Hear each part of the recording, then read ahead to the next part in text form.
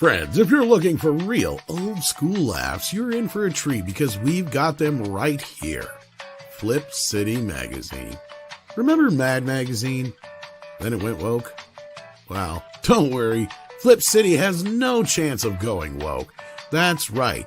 4 times a year, you'll get an actual printed magazine full of jokes, stories, comics, and more, all about today's pop culture, entertainment, and woke politics. Flip City takes terrible entertainment trends we love to hate with hilarious parodies of Lord of the Rings, Stranger Things, The Walking Dead, Star Trek, Hunters, and more. Trust me when I say there is nothing else like Flip City on the market. So subscribe today.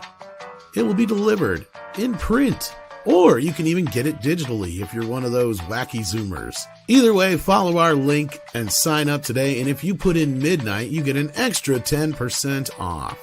Check out Flip City Magazine today. I want to say, we are deeply sorry. We're sorry. We're sorry. We're sorry. Sorry. We're sorry. We're sorry. Sorry. Okay, how to be a cool superhero. First things first, you gotta have a cool car. You ain't got no money, so that's not happening. Second, you gotta have a cool costume. We'll have to work on that. Alright, then you also have to be able to solve really complicated cases and solve crimes and kick cloud ass. Kinda like stopping that lady over there from being robbed?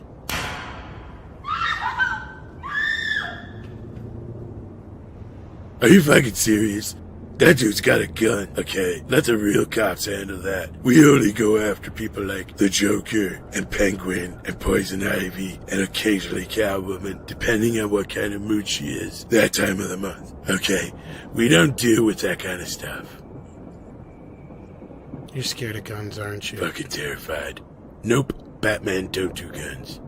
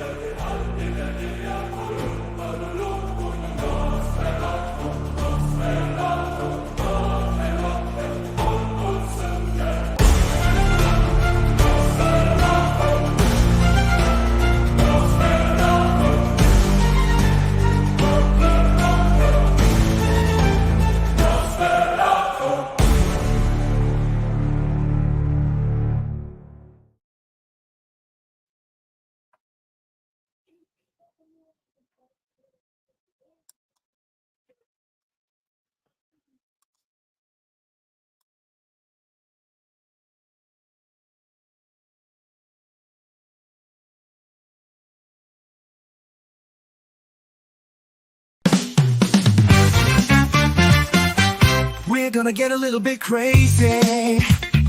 Wild and maybe even vulgar, if you please. It's after dark and we're gonna light it up.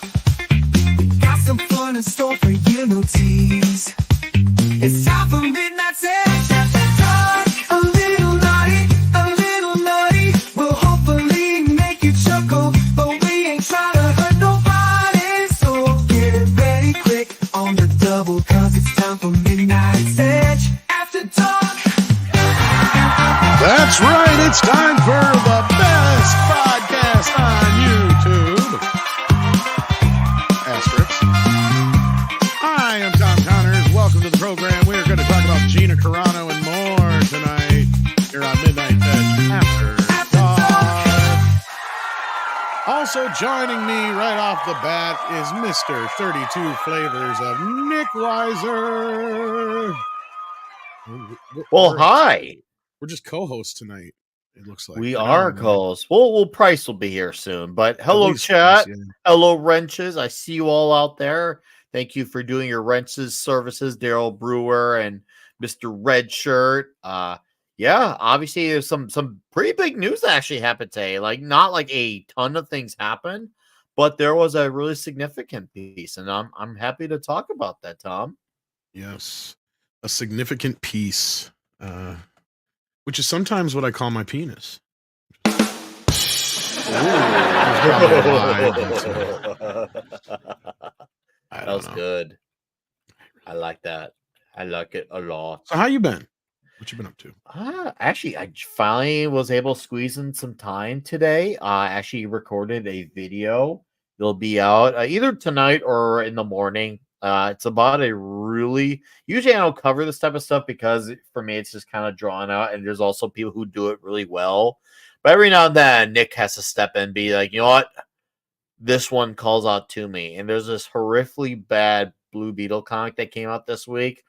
And people think that they've seen on the nose dialogue with comics. I think this one may have upped the ante. So I can't wait to show off some of this crap. And well, rather get mad at, just laugh at it. Of course, it's unfortunate had to happen to a good character. But that said, we're gonna laugh at this stuff because it's so retarded. So anyone knows my signature laugh from every time Tom Connors does something crazy on the show, my laugh goes on full display in this video, which trust me, this laugh is the good laugh. It's the best laugh. It's one of those laughs you It's want to like keep the on good listening touch, to. Yeah, it's a good one. Yeah. not the So bad touch. I'm happy about that. Video will be out, and of course, I really just normal super Nick Weiser day. Really, other than that, I was taking care of my chinchilla, and I was just You getting got on. a chinchilla. Yeah, I do. I've had him for 9 years, and of course, Wow. I actually already got my Toxic Tuesday rewatch for A Nightmare on Elm Street for next week. So Nice. yeah. See, I already got it in, Tom. See how quick I am. You didn't even know I was already in with it. I just watched the 4K of it, so yeah, Ooh, nice. I bet that looked nice. pretty good. Nice. But yeah, speaking of, I got molested in a little boy's room. You should let people know that you have a classics and retrospectives channel because apparently there's a significant piece that came out this week from it. yes, we if you didn't see the trailer in the intro there, we have dropped our Nosferatu retrospective and reimagining, remastering of the original 1922 film. So yeah, Oh, good for you. And how was it? it's all right. Oh no, I'm happy because I haven't had a chance to watch the movie yet. I plan on it, and I can't wait to watch the retrospective on it too. So I'm looking forward to what this channel dishes out. I think it's gonna be really cool. It's gonna be diabolical. Maybe that Cole video that Andre's been talking about for 2 or 3 years can come out on that channel as well. Because now he's been talking about that Cole video. Maybe finally this is where it'll come from. Maybe. So 6 on my comments. See how quick I am. Well, I guess we're already too late. Wah, wah, wah.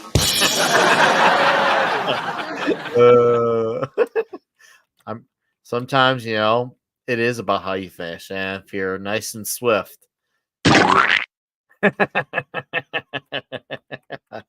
So maybe we should highlight before we get into the big Gina article. We should warm our chat up and butter them up with Zack Snyder's stupidity. we could do that. Yeah, why not? It'll be a good way to butter them up before Price comes in here. We can then go all in on. Didn't you send this to me earlier? Yeah. I sent it to you earlier about the tweet that he posted. Oh, Zack boy. And let's just put it this way, chat. Anyone who knows, I've always said before, and I think this is going to solidify my point further. Zack Snyder is a comic tourist. He's a surface level fan. Is he? He's one of those guys who talks. He's one of those guys who says, "Yeah, I know comics. I really know comics, but he's really what he really means is he just knows like the hits. It's kind of like the fan of music who says, "Oh, I really love this band," and if you ask them, "Well, what's your favorite?" Oh, I only know the one or two songs on the radio. They don't know the actual I album. believe he's read one comic in his entire life, maybe. I think two, maybe three. Oh, two, maybe three. You're right. Yeah. Watchmen and Dark Knight Returns. And I'm not trying And to yeah, downplay those comics. What I'm trying and to get at, 300 maybe. yeah, probably 300. I actually believe he did. And that's me giving him the benefit of the doubt there. With that said, though, he's one of those guys where he's a hits guy. He doesn't actually know things. He thinks, oh, this must be what comics are like. Well, ignoring that 30, 40 years came before all that, and there's another 34 years after. So he actively ignores that. The fact that he brought up this tweet, this Batman is bad. My version of Batman definitely did, but that isn't always the case. Learn all about his sex life in the superhero. I'm like, hey, bro, he has a son named Damian Wayne, which goes to show you don't actually know comics. And I know Claudia was not wild by Damian Wayne, and he did come a little bit after. And I like Damian depending on who's writing. I've seen some writers doing well good, but there's also been many writers who have Look, all Nick is saying is I come fully loaded. fully. Well, yeah, I see all the shots coming. And look, that's right. God dang it. And I've nailed Catwoman several times. Okay. Poison Ivy poisoned her, right? You know what I mean? And most chicks that come near the Batcave get slayed. Just saying. Vicky Vale, yeah, that's right. Oh, what was it? You know what? Zack is a penis. It's a combination of Dirty Dozen, Seven Samurai, and Star Wars in space.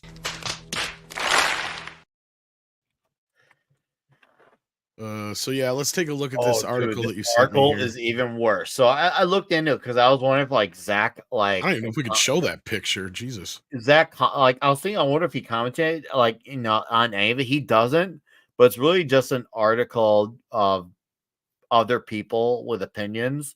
And dude, it's really cringy. Still says Zack Snyder superhero issue. I wish I don't get because there's no part of here like where it's about him and his. Because he introduces this issue, evidently. Which was never, not that it's an essential issue. I don't get that. So basically, they're talking about all the crap that people. Oh my god. He's basically a Twitter shipper. He's a Twitter shipper. He's one of those people who thinks that this is the main thing. I'm not going to act like these things don't happen. Like, sure, Matt Murdock he's a little bit of a horn dog. And, Peter Parker had an Archie-style love life, in the Romita senior era of Spider-Man comics. And obviously, he went on to marry Mary Jane for a long time. So it's not like it's not there. But like the Twitter shippers, they think that's all that there is to these characters. That's their only trait that matters is who they're banging, who they are with. There's no thought about what makes a character tick, what motivates him, what hurts him, where did he grow up in, what was his life like growing up, who are his enemies, who are his his lifelines in life, his personnel, his go-to when he's not being in the suit. It's just this, and that's all that there is. And yeah, you can say, oh, movies like Mallrats kind of like Jason Lee made jokes about, but that was Jason Lee just having fun making jokes about the fact that it is a joke. Yeah, I mean, the fact that it is a joke kind of speaks for itself, right? I mean, like, it's not stuff that people take seriously. They're kid books or family entertainment for the most part. However you want to look at it. I don't want to sit there and get a bunch of people yelling at me saying comic books are not just for children. No, but I mean, for the most part, and this is something where I know Clobby, bless him, he would completely agree with me that you have to, remember that kids are reading Superman, kids are reading Spider-Man, yes, etc., etc. So you can't be having it all being overt sexuality shit. Sure, you can do a graphic novel or a Dark Knight Returns or a Killing Joke or a what have you, and Batman is prime for a darker storytelling. But look, Zack Snyder and his idea of what comic books are, like when you said something about him being a fan earlier, I'm like, I don't even know about that. Like even surface level is really pushing it. Like Yeah, and he's a poser. He's a tourist. He's a that trend. I'll agree more with. Yeah. Yeah, he's a trendy. He wants to be because comics became the topic of, oh, let's get this to be a movie. Let's get that to be a movie. He wanted in on it. He's just there because it's in. And there's gonna be a time, and because pendulum swing, trend shift, the water sail differently at different levels of the sea, and he's gonna go where the wind blows. Like there's gonna be a time where comics are going to be absolutely frowned upon. Or if it is an American comics, it could be, let's just say, manga. Manga might be like this frowned upon thing. And he's going to probably just fall right in line with that crowd who demonizes it. That's part of the mainstream side of things. And trust me, like when I was a kid, I used to be like, I'll admit it, I was kind of bummed that, like, I was one of the few kids who was into, like, Spider-Man comics, Daredevil comics, and not many people I knew were into it, even though I tried getting certain friends into it. And it was tough doing that. But man, and I used to think it might be so much cooler if people got into it. Well, then the MCU happened. As much as I love the early MCU, and I still even go back to a lot of those movies to this day. In retrospect, I now wish that we did not have the tourists. I straight up, I'm like, wow, I was wrong about that as a kid. Holy crap. Here, I thought it'd be cool if more people were into like Superman. I thought it'd be cool if more people were into Green Lantern. Oh boy. Now it's tourist city, and it's people who are willing. Now they've made everything about activism. They throw in stuff that have no activism and added it in there. And then we get in shippers, Raylos, Zack Snyder's, and this is the result. This is the concoction we get. This is worse. This is like the Ice House beer of Hollywood. Zack Snyder. He's the Ice House beer of Hollywood. He's stale. He's boring. There's nothing tasteful about him. He's absolutely irredeemable. And every experience is it's one of worse those than like before. really like shitty fucking like nasty beers. Like remember Zima? That's the kind of beer he is. It's not even a beer, really. It's like a fucking fancy fucking pussy beer. That's what Zack is. He on the surface level, he has all the flash and flare, right? Once you start peeling back the label, though, you realize this is just like wine cooler. This ain't a fucking beer. Like, look, and I'm not even a beer fan or whatever anyway to begin with. I'm just saying as an analogy, like I think people that even appreciate beer would find that a little bit of an insult. I'm sure a lot of beer guys would still agree. See, exactly. With Duels is better than Zima. See, that's what I was saying. Zima was one of those things. Yeah. Zima, what's your sign? Well, fresh snow. You can like Zima, I guess. But no, as long as you're not wearing pearls like Dave Bautista. Oh God, he went full soy, and I mean, I know. Anyway, I don't like political, but yeah, let's not. Let's go down because let's get into this thing because this is hilarious. All right, so Harley Quinn has always tested the limits of DC, of what DC will tolerate. In the R-rated cartoon Valentine's Day special, for example, a horny, supersized Bane stomps through Gotham City, humping various skyscrapers until they fall over. But in 2021, the show's creators found that limit and had nothing to do with male genitalia. Instead, co-creators Justin Halpern and Patrick Schumacher wanted to show Batman going down on his longtime love interest, Catwoman. It seemed like a no-brainer. The Bat and the Cat have been an on and off item for decades, so surely the suggestion of oral sex couldn't be any more risque than the latex fetish wear in Batman Returns, or suggested of a casual one-night stand in BVS Dawn of Justice. Where did they do that? I'm confused. Say that again. Sorry. The casual one-night stand in BVS. When did Batman fuck somebody in that? So, okay. I have years. watched the theatrical cut and the not so ultimate cut because there's nothing ultimate about it once each individually. Yeah. And I don't, it had to have been the most Vegas throwaway line ever because I don't recall anything said Him and of the Wonder Woman, I nature. guess.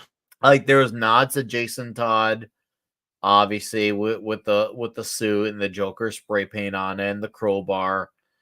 I don't recall there being anything. Yeah, and even people in the chat are saying they don't recall it, so I don't know what the fuck they're talking about. I'm trying like I said, I'm trying to be fair, but Hey, and when I Price, do say you that, remember the one night stand in BVS with Batman?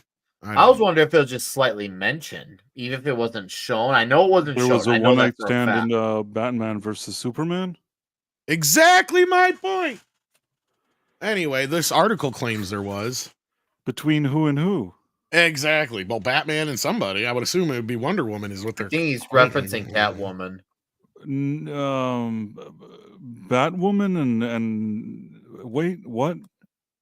No, Batman, Catwoman. Catwoman doesn't appear in BV. No, Wait, the way it's worded here, let me read this to you again. Or let me read this again and read it to you for the first time, Price. The Bat and the Cat have been on and off item for decades, so surely the suggestion of oral sex couldn't be any more risque than the latex fetish wear in Batman Returns, okay? Or the suggestion of a casual one-night stand in BBS Dawn of Justice. When is this casual one-night stand? It didn't. Whoever wrote this just never Chick in watches. his bed? Okay, I don't remember that. It wasn't I guess. Catwoman though. It was the chick in his bed wasn't Catwoman. No. They're complicating the issue here. But anyway, except it totally was. DC famously forbid the scene, sparking uproar among the fans and critics alike. The scene in question never made it past development stage, but it managed to kick an age-old hornet's nest all the same. Became part of the news cycle for seriously 2 weeks, Schumacher tells Inverse. It became a bigger deal than it probably ever would have become had we actually had Batman going down on Catwoman in Harley. Okay. The issue Inverse of are always weirdos. Inverse, they're jerk offs at Inverse, right? This is some kind of anytime there's some weird take that it's like the most propaganda style take, it's from this place, right? Oh, this website, Inverse. I've never heard of Inverse until now. No, I have. So, they always have dumb takes like this, in my opinion. This reminds me of a thing that came out a few days ago. Because there's this now. I'm going to slightly make it comics, but it is related to Batman. There's a comic that came out on Batman last week called Absolute Batman, and there was this whole propaganda article about how they're giving meaning now to Martha Wayne because there was a sexist trope of not having her have a big involvement in the Batman story for 90 plus years. And I'm just like, where do these people come from? And she was significant, but that's the thing. These people, they had these ideas in their head and of what they don't like or what they want things to be about, and they'll put it into something that's not there and decide that, well, now I'm trying to will that into existence. It's absolutely insane the reaching people go to. And I'm looking here, it looks like there's even more crazy stuff right here. With this, Batman can represent fascism and liberal democracy at once. What? These people have no clue of what it's like to talk to people that are not in their bubble. They really do not. Whoever wrote this article has to be someone who lives in like New York City or Chicago. And not everyone who lives in those cities are like this, but the ones who are, a lot of them tend to have this mindset. Maybe we'll be extra generous. We'll throw in Portland, Oregon at a distant third. That's how these people think. You are here, Oregon. What? Oregon. Oh. Famous for beavers, famous for cherries. Beavers, cherries, more input, Stephanie, more. Sorry. Whenever I hear Oregon, that's all I ever think about it. It's okay. It's okay. It's okay. But okay, the issue of Batman's sex life. Let me keep going here because this is a long ass article too, I think. The issue of Batman's sex life has long been a topic of debate from the moment Bruce Wayne became Vengeance way back in 1940. There's been an outsized interest in what's going on under the trademark cowl. After all, Batman is more than just a symbol. He's a person too, with desires and fears that should mirror our own at the end of the day. Nah, not really. Hold on. Can you stop right there, please? I'm begging you. The key word there in that takeaway is the word should. No, he does not have to. He doesn't have to. He has his problems. All right. And you can have, let's just say, like a figurative relation to how you relate to that story. It doesn't have to be mirroring to the point where it's literal. It does Well, not. what's have to be. hilarious When you is look at how Batman obviously lost his parents, you look at how he deals with loss, because we've all lost someone or something, and it rocks our emotional core. That is the takeaway it should be about. Not his fears. It needs to be just like our own. It needs to be replicant. No, it does not. That's kind of like the people who say that comics need to be played. No, the key word there is they don't need to. You can have it. It can have its place in the world, but none of these things need to be about what you want. All right, I'll stop now. Sorry. no, you're fine. Really... Well, and Six sent me an article in the background from earlier this year. Thanks for that. Where basically they say that the reason that Bruce is so promiscuous is because he's dealing with the trauma of his parents. So they're even blaming his sex on his parents. Like, oh my God. These people need to get lives. I'm sorry. Like, this shit is just... I agree with you, man. I mean, because before you got in here, Price... Whoops, I didn't mean to do that. Before you got in here, Price, we were talking about... we brought up Mallrats, and I think it's even wherever it was. Was it brought up in the article, or was it you that brought it up, Nick? One of the two. I brought up Mallrats. Yeah. And I'm like, yeah, the whole point of that is that it's a fucking joke, right? It's only funny because he is so obsessed. Right? Nobody else is obsessed as him at that point. Like, that's the joke. Now that's not even a joke. Like, his questions are timid in comparison to some of the shit that these people like Inverse and Mary Sue and these shippers and all this other shit have come up with. And I'm sorry, the shit that was in the first few sentences about this whole thing with this Harley show and some of the if I was working at DC and Warner Brothers and I had the choice, I would nix this shit too. It shouldn't be about sex. And Batman, it's not been a topic of debate. You could say at worst, maybe there's been a topic of debate over maybe if you were to have a true love interest, who would that be? There's been fun little debates on that, but in terms of the actual keywords under the context of sex life, no, that's not been a thing. And there's even a movie about why Batman can't actually be happy, and that was called Mask of the Phantasm. But no, they are deciding that there's been this topic. No, you decided that there was a hot topic of debate about. This has never been a topic. This has never been a topic. This was never a thing. You made this in your own head.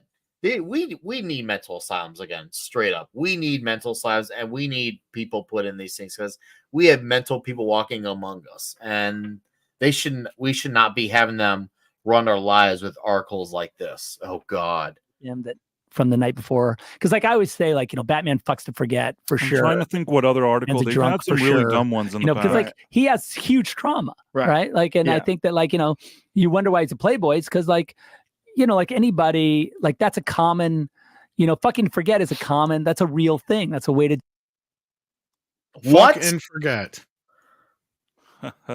What? Is that a common thing? I mean, listen, okay, Bruce Wayne. That to me sounds like Zacky just dealing with some of his repressed homosexuality. I'll fucking say it right there. Yeah, Zack, that sounds like that you're projecting yourself into Batman. Sure, he's a playboy, he hits on ladies, but the thing is, I don't know about you, but I have sex either for fun or love. Like, I don't know what the fuck that guy's talking about. Bruce Wayne has it for fun and then at times out of love because he does. If you're having sex to forget shit, you're called a sex addict, and that's a problem because that's no different than a drug. You need fucking therapy. I agree. And even then, I don't believe that about Batman because it's not like his parents died when he was, a teenager, an adult. It was not like he was on a date when his parents died or some shit like, you know what I mean? Like, there's no real reason to connect that trauma outside of, okay, why would he not want to get attached to anybody? That makes no sense. It's not like his parents left each other. Like, even with my fucking two fucking semesters or 2 credits of fucking base psychology will tell you that shit. It ain't the trauma from Batman comes from the idea that this senseless fucking crime happened to his parents when he was just a child and he witnessed it. And by all assumption, and this is another thing they keep trying to change about Batman all the fucking time, it pisses me off, is that they always have to try and make something wrong with his parents. Whether it's the Batman and they make his mother and fucking nut bar. They're privileged and they're crappy billionaires or whatever. Why isn't it can't just be like with Batman Begins and other versions of Bruce or Thomas Wayne and Martha Wayne, where they're people who actually are giving back to the community, and that's what makes their death even the more tragic. Right. They were actually good people. They were actually good people. There was that scene in Batman Begins, and you know, for all the, even though like I give Nolan flack for the third movie, rightfully so. In that first movie, he did so much right with the Wayne family and the Batman character, even though his movies were a little overly humanized. However, when you see Bruce and Thomas and that's Martha the most we ever get to spend time with those characters, really, in a movie. But that scene where the family are on that train and Thomas is telling Bruce about how important it was to give back to the city. He was being a great father and also, you know, showing him why it's important to help out, you know, your fellow man in Gotham City. It was a really good scene. It's aged beautifully. And the movie Batman Begins is aged beautifully. And the reasons he gives for being a doctor and all that shit. Yeah, I like that version of the character. Such a great, and that's definitely been one of the best done takes on Thomas and Martha, like by a landslide. Definitely one of the best takes. But now we just have the Batman, and their dad has to be associated with the mafia, and the mom has to have mental issues because everyone nowadays has mental issues. I don't know where, the same way everyone now all of a sudden like is magically allergic to bread. These people create problems in their own head. It's in your head, most of these things. Because and then they, like, you even forget that in the Joker, they kind of hinted at that Thomas Wayne was kind of a Trumpian type. But I toss that off as just, that could be, you know, Arthur's interpretation of him, right? That you at least have some leeway with. But like, that's the thing, is why is it this constant need to drag down? And this is where I know Klobby would get pissy, because he'd be the first one to point out that one of the reasons that these characters are the way they are is because they were brought up by good parents. Yep. You know, good parents brought up Bruce to a point till they sadly were tragically murdered. And then he was raised from there by another good parent in Alfred. Uh-huh. And that's another thing. What the fuck? The same thing to Alfred in the Batman, by vicariously keeping all that shit from Bruce. And not only that, here's another thing. Like, in a way, and I'm not trying to shit on the Batman, but the Batman makes Alfred almost culpable if Bruce does have a clinical illness, because his mother had one, meaning that he could possibly have one genetically. Meaning him going out and dressing like a fucking bat and beating people up is fucking more insane when you think about the fact that his family already has a history of mental fucking illness. So you're allowing this individual who clearly probably has a similar mental fucking problem go out and beat the fuck out of people and likely get himself like, this is like putting a mental patient out in the fucking street in a mask and going, here, go beat up some people. Wow. Alfred allows it. Yeah. Not only that, he's encouraging this shit. Yep. At least in the other versions, you can go, you got the argument that he was raised by good parents. Alfred raised him for the last 10, 15 years of his life or more. He knows the kid, right? Like, he knows Bruce. That's why he trusts Bruce. He knows that Bruce is the man to do this job, because he knows the real Bruce Wayne. He knows the facade he puts on, and he knows the Batman facade, and he knows the real Bruce Wayne, right? And this is where script will come in and tell you there's the different sides to each character, right? There's, you know, the one that they show as far as the public image of Bruce Wayne, the public image of Batman, and then there's the personal image that he only projects to, in most cases, either just Dick and Alfred, if not a very few, and that's it, right? because only a few people actually know the true Bruce Wayne. And yeah, it's you got to understand that complication of that trio of that duality, and somebody who kind of probably does is Mark. Oh, Mark! Hey guys, how's it going? Good to see you, man. Happy you're here Sent out with for some us. reinforcements. Yes, great. I Great. knew we were going to be a little short tonight. Well, Mark is perfect because he gets to see this type of article and realize how I don't know if he knows, but man, we haven't even got that far into this bitch. No, and this thing is long. And of course they get into the gay fucking shit. Of course they do. They ship. Of course. Yeah, Robin and Batman. Yep. Yeah. Oh, this is Val Kilmer was a sexy fucking Batman, though. Well, I liked him. I know it's unpopular, but I actually like Val Kilmer as Batman. I'll get Price. Let's do a Batman Forever tribute show. He has like the most smoothest, sexiest bat voice too. I thought he was good. I didn't hate him. The bat signal is not a beeper. And I want the thing under my desk where I can just jump in the tube and go wherever I want. I'll take drive-through. If Michael Keaton wasn't Batman, in the first Batman movie, they'd say Val Kilmer is Batman, and we had a few movies with him. I didn't hate him. I thought he was pretty good. It's the car, right? Chicks dig the car. I like the scenes where they're digging into his trauma of losing his parents. That they showed a lot of that stuff in Batman Forever. I thought that was really cool. I was like, oh wow, they're actually dig into how he handles this stuff, and I thought it was really cool. And then the dialogue was hilarious in Forever. I loved it. I saw a movie as a kid in theaters. I watch it now, and I'm still loving that movie. Oh, so good. Him and George didn't even really bother changing their voices. Did you notice that? No. Like all Val does is talk just a little lower. Otherwise, he talks the same throughout the rest of the movie. It's the same. George doesn't even fucking bother. Nope. When did they mention that in the comics the first time? I always think of our buddy Clobber and Tom's. He would know. Which one? When they mentioned Bruce Wayne using a voice changer or I want to say that was pretty early on. In the 70s, maybe even before that. I want to say it was something that somebody in the chat will know, but I want to say that's something that's been around for a long time. It's just not something they never really used in the cartoons or the shows, and even Keaton's isn't using a voice changer. The first one to ever really do it, I believe, is Affleck. Probably, not mistaken. Oh no, didn't but no, before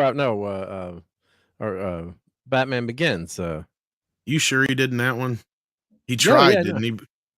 Well, it didn't work that well. But I was gonna say because that's where Bat Tom comes from. Is this is really not that effective, and it gets really tiresome after a while. And when you're barking orders, people don't understand you. You're like, get down on the floor. And they're like, what? I'm like, get down on the floor, I kick your ass. They just don't know what I'm saying. But if I talk normal, then they would know my real voice. And if you want to know what my real voice sounds like, it sounds like this, and this is why I can't talk like this. I mean, who can talk like this? I'm Batman?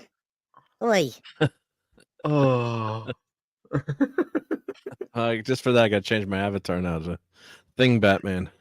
It's clobbering time. Yeah. I wish Clobby were here for this. I straight up. I'm still thankful for having this. He still watches over me. So seriously, Clobby. And actually, that reminds me. What's his face just sent me some more stuff. Nick. Oh, sick. No. Sean. Yeah, I Sean. got a box too. I got a box tomorrow. I'm open my tomorrow Clobby's comic shop, but I can't wait. That reminds me. I'll go grab that stuff. Remind me before the show ends. I'll go grab those. He sent me a bunch of books. And it's really cool because I already opened it, but he sent me a bunch of books, and it's funny because I have like almost every He-Man collectible book you can find, right? Like I've got all the big ones that what's his face we've had on the show and stuff, helped edit and all that stuff. And he managed to send me a book that I'm pretty sure I don't have. So that's really cool. So I don't know if he's listening now. but I know you listen to you guys on Friday nights for sure. But yeah, I want to thank him for that. And as always, you guys are awesome when you send me stuff. And I try to keep up with trying to show it off on the morning show or on one of these shows. So remind me at the end of the show here. But anyway, back into this article we've been getting in here. I just want to give a big shout out to Sean too, real quick too, because sure, go ahead. Yeah, no, I saw a box on the porch, and my wife had it on the table today. I'm gonna do an unboxing. You know, I opened it. I'm gonna do unboxing too, but she's like, "What did you buy now?" I'm like, That's what my parents always say when I show up with like, because my post office boxes are near them, so. Like I'll either have them pick stuff up or I'll go grab it myself and then swing by there or whatever. And that's always what they say. What'd you buy now? It's like, I didn't buy anything. And then and while we're talking about stuff, I got this for ComicCon this weekend. So I wish Klobby was here to see this. But and you were at NYCC? I'm going on Saturday, but you're going on Saturday. Price was there today. Oh, you were there today? Awesome. Yeah. But this is I guess if I put it on. If I put the sucker on, it's too bad you weren't there today. Wow, dude, that looks awesome. She's like, you look like Tigger. I'm like, what do you mean? If Tigger was made of rocks, and we have Snowdub joining us as well, by the way. Oh, I was kind of sad that people weren't there today. Like I was just by myself. I thought somebody else would show up. It's Thursday. Usually Thursdays at cons are usually slow day. Yeah, they're always. Day, but it was the only. I really only thought of this late in the game, and then I'm like, you know what? I'll buy a ticket. But you know what's better yet is you get I do have an extra to the front of the lines, and I do have an extra ticket for Saturday. We had an extra ticket, so if you want to join me at Comic-Con on Saturday, it's my friend is trying to sell an extra ticket, but because his kid's not going, but reach out to me. All right, how you doing, Snowdub? Hey kids, did I miss the Gina talk? No, not yet. Actually, not there yet. Nick distracted us with this fucking Zack Snyder thingy. Oh, okay. Batman this isn't even a real like. It's this is sex. Like this is a whole magazine, you guys. Did you see the thing? It's like a Zack Snyder issue of Inverse, the superhero issue. Zack Snyder introduces the 2024 superhero issue. All this shit's in here, and then of course they got this thing here, which. Like I said, it's probably going to get me demonetized, but heroes don't. You might not want to stay on that picture too long. I know, right? But yeah, I can barely get into this thing, and we're just going off on this fucking article here, man. Like, yeah. But is it about Zack Snyder? It's an interview? No, it's about sex and Batman. Dude, Mark, what they go into this article, they project a lot of their love life, lack thereof love life, political ideology, social ideology. They basically see stuff that happens at face value and they decide to slant it to make it about their sex lives and political activism. This article goes to reaches that I never thought the greatest reach around in the world could ever reach to. Look, I mean, I know there was a lot of like that. Look like that, that line up there about the Wayne Manor, like they were imagining stuff like that. Well, and this was okay. Look, there's two sides to this. Was there people on the comic book side slipping shit in? Yes, absolutely, positive-fucking-lutely. All you got to do is look at a early cover of Wonder Woman to see that. Mm-hmm. And was they trying to slip in? Was there people that were trying to slip in some gay shit into Batman? Fuck yes, they were. But they basically got called out on it in certain ways because once they got to the TV show and shit like that, that's when they had to address this shit. Mm-hmm. That's why they have What's-Her-Face Harriet living there. Harriet's there, yeah. Yeah. When you're watching that as an 8-year-old kid, you don't think of that flies shit over your head. You don't think of that. It's just, it's like everyone ships Kirk and Spock together. And, if you do have that kind of fan fiction, all right, go do it. But just don't bring it into the mainstream or just acknowledge that it's fan fiction. And it's just, people, living vicariously through, things they would like to see happen. But it's, look, Adam West would bang chicks like 3 a day in the bat suit. This is a true fucking story. Y'all know this? Yeah? Like, yeah, he would like even probably more than that back in the heyday. But like, Yeah, like women, they just hit on him, but they wanted him to just keep the cowl on. Didn't they give Robin a drug so that his Burt Ward, so his package wasn't so big? No, that was a big fucking rumor. No, they he had actually. Go ahead. They had it in that TV show, Return to the Batcave, but that was just they talked about it, but it was like what it was his package was technically, I think, bigger than Adam West's, so they made some big deal out of it, but they just made him strap it down, I think is what it was. Because didn't he star in some fucking porno? Or am I thinking of somebody else? I think I'm thinking of Eddie from the Munsters. That's who I'm thinking of. The Munsters. Yeah, that's what I'm thinking. He let out his little monster.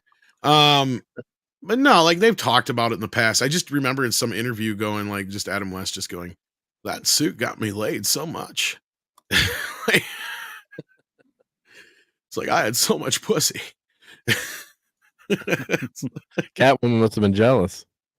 Well, that's kind of about the closest you'd get to it, is kind of the light flirting back in the day between Catwoman and Batman, and maybe a little bit between like Barbara and Batman, maybe Barbara and Dick, depending on which version you're talking about. But like, yeah, I think the Tim Burton movie wasn't that probably the first time they really went over the edge with more adult oriented shit. I mean, even did the Frank Miller comic at that point address any of that shit? I mean, well, if you want to get technical, I mean, you could maybe even make the argument that the very, very first iterations of the ComicCon went to the old adult themes with the killing and the guns. Obviously, that's they were more noir, super yeah. duper retcon.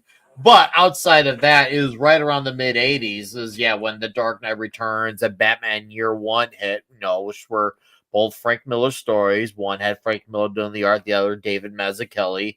And that's clearly what this movie was response to. They were responding to Batman going all in on the key words, The Dark Knight, all over.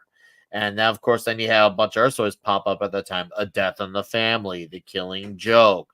That's when you have the hotline number about should Jason Todd be killed or not killed. That was a literal thing. And that was what the fans literally dictated how that story ended. So yeah, they were really capitalizing on the very dark aspect, because for a while he was definitely not as like slapsticky as like Batman 66 and super hyper fun, but he definitely was nowhere near the super dark rub. He'd say, let's just say, if I had to give a close comparison to something recent, if anyone in the chat watched the show Batman the Brave and the Bold, that really sums up a lot of the 70s and even early 80s comics of Batman, was the cartoon Brave and the Bold. And that's a damn good cartoon. If you ever want a Batman show and you're like, what else is out there outside the animated series, which is great, of course, the Brave and the Bold is fantastic. And what's good about that show does one thing that the animated series didn't really go all in on. It didn't really lessen the animated series because of it.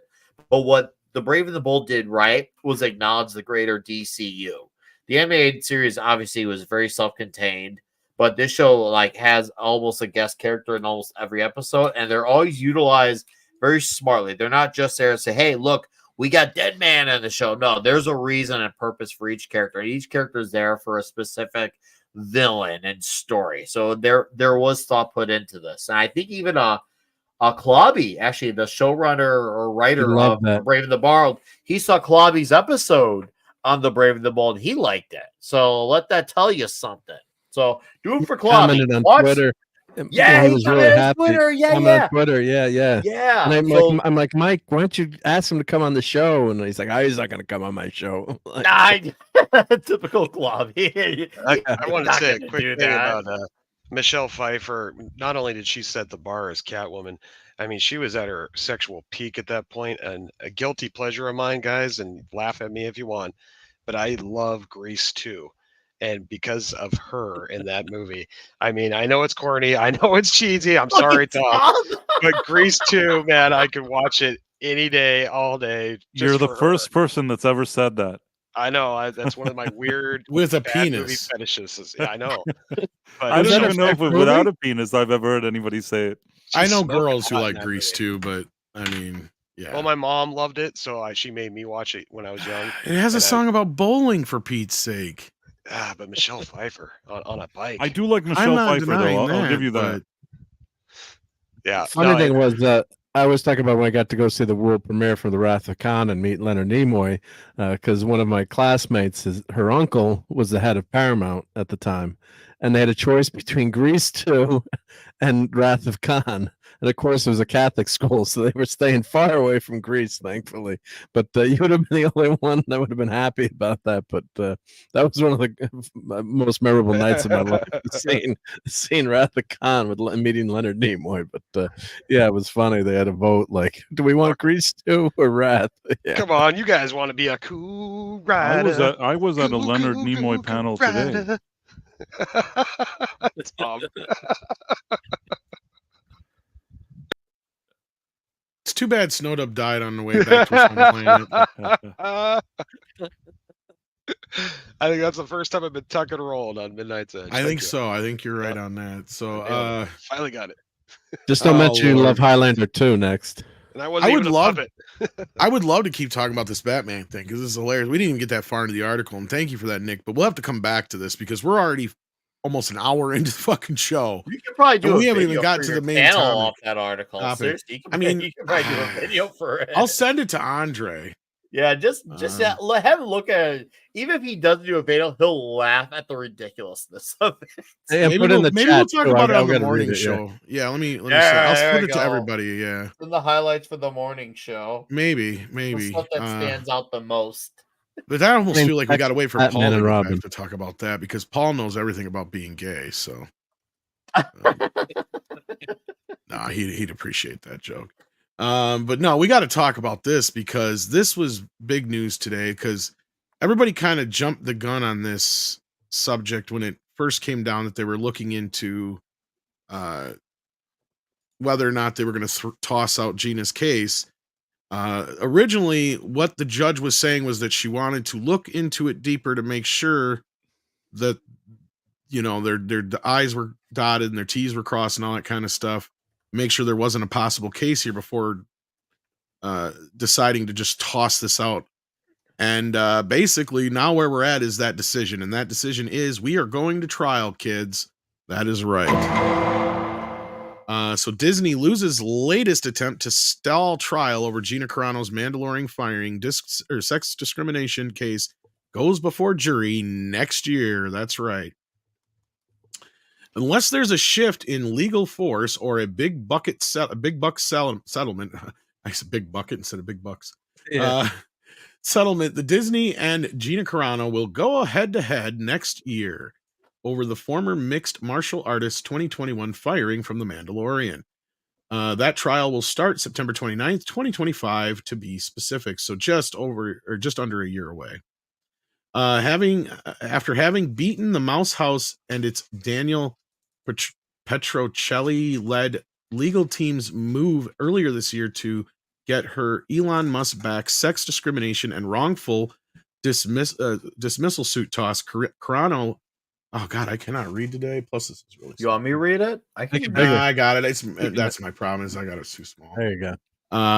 That's just she said. This week scored another winner with a federal judge denying Disney's desire for a stay of proceedings and interlocutory. I can't even fucking say that word. Appeal. Having considered the party submissions and relevant law and recorded in this case, the court denies the motion. U.S. District Judge Sherilyn Peace Garnett wrote earlier this week.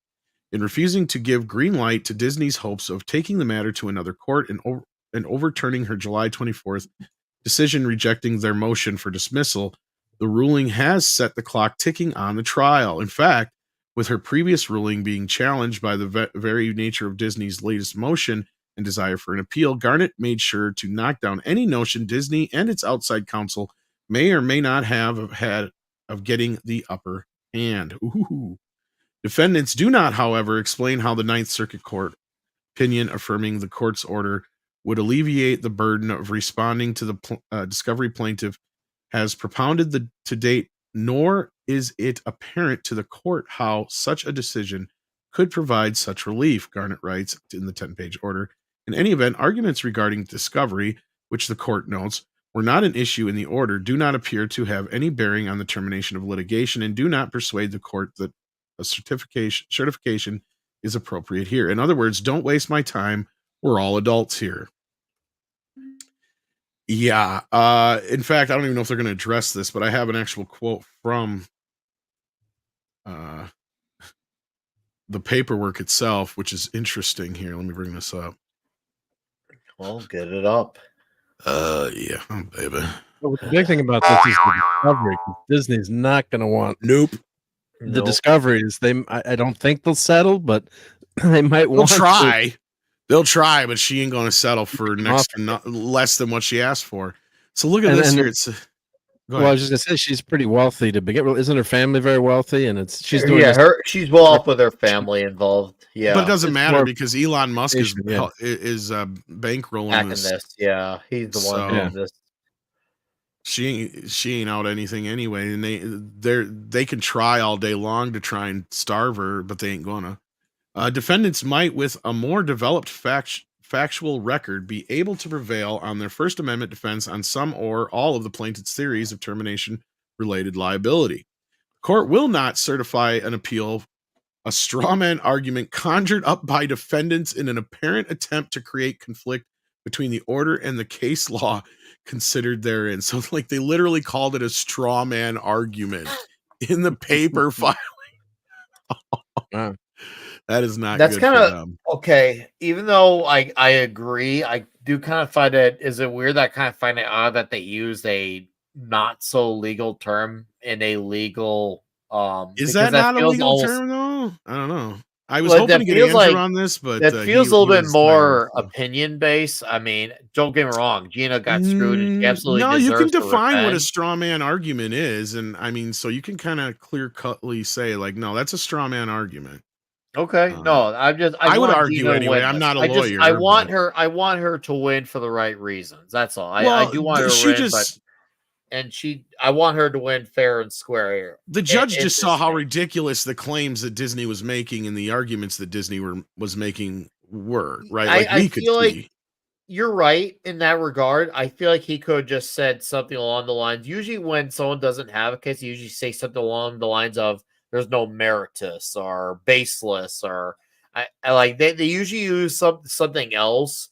But when I think of the word straw man, don't get me wrong, like I use that word in my real life, but that to me never came off as like a word that would be kind of used in the legal realms. Now, obviously, I'll have to follow up with my younger brother on this because he does work in the legal field, but usually they use words are a bit more fancier when it comes to that stuff. But hey, regardless, I do agree with the sentiment. Just for me, I feel like the words just kind of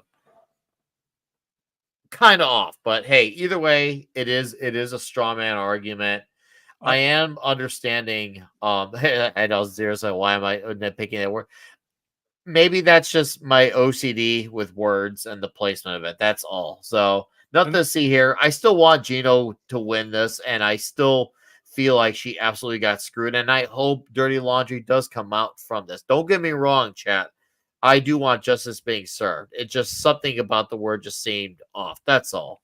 This is bigger the thing that. is, I just want to say that sometimes lawyers, they do something even though there's a very small chance it may help them. I think that the last few things that Disney did, people are taking it very seriously as though, they tried to do this and they didn't succeed. It was almost like a Hail Mary pass. It's not easy to get these things they want done, and still they have fancy lawyers and it's worth a shot, but I'm not shocked that the appeal didn't work. You know, one could have argued that previously maybe you didn't know how the judge would go, but once they went, rarely do appeals stick like that. And I just think that they did it because they have nothing to lose. They have a bunch of money and fancy lawyers, so they do it, and it wastes more time. Instead of starting the trial, they already bought some time. Yeah, and here it says, according to this, yes, it is a legal argument. Well, hey. And this would fall into the third category. A straw man can also refer to a fallacious argument that's intended to distract the other side from the real issues and not known. And this is also known as a red herring. It's so small I couldn't read it. Sorry. Okay. Hey. So yeah, that's kind of what I was thinking too. I will say, I want to add one more thing, Tech, because I said this to you, Tom, before the show started. I am shocked that we got this decision. Granted, we know it is a straw man argument, and we do agree that it's redonkulous that they even tried to dismiss this case. I'm actually more surprised that the judge, no, let's just say, I don't want to say he's siding with Gina, but realizing that Disney trying to end this case is redonkulous because we're in California and there's particular areas of California that are very ideology driven. I'm surprised no one like maybe try to like slip some money on the kind of like, hey, Disney, let's put this case to rest. There's nothing here. I'm surprised none of that happened because I feel like that's what was going to happen. I was really worried this case was going to like be dismissed and they're going to say, Gina, there's you have no case here. I was really worried about that. And can you blame me for being worried about that, especially in California? Me and Jay, we're friends, been friends for quite a while, and we Okay. talk on the phone all the time. And he'll be with Gina at the Space Con here in San Antonio in just a couple weekends. So if you want a chance to meet Gina, that's your chance. Big meetup with Nerdrotics and all those guys.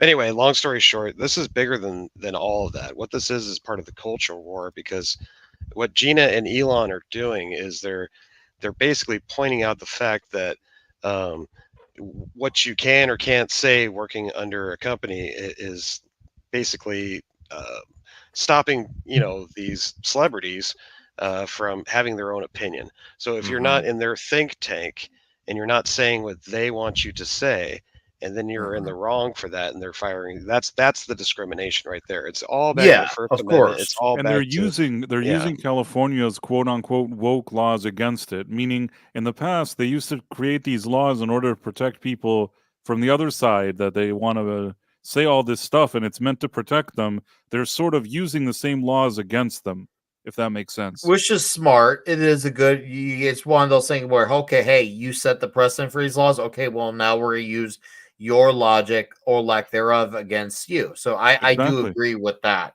That is a good move on Gina's part because they set up these dirty games, and that's the only game we can play here. This legal game is the dirty game. So yeah, I really hope next September. I hope she. Even if she doesn't win, I hope we find out a bunch of stuff that gets out.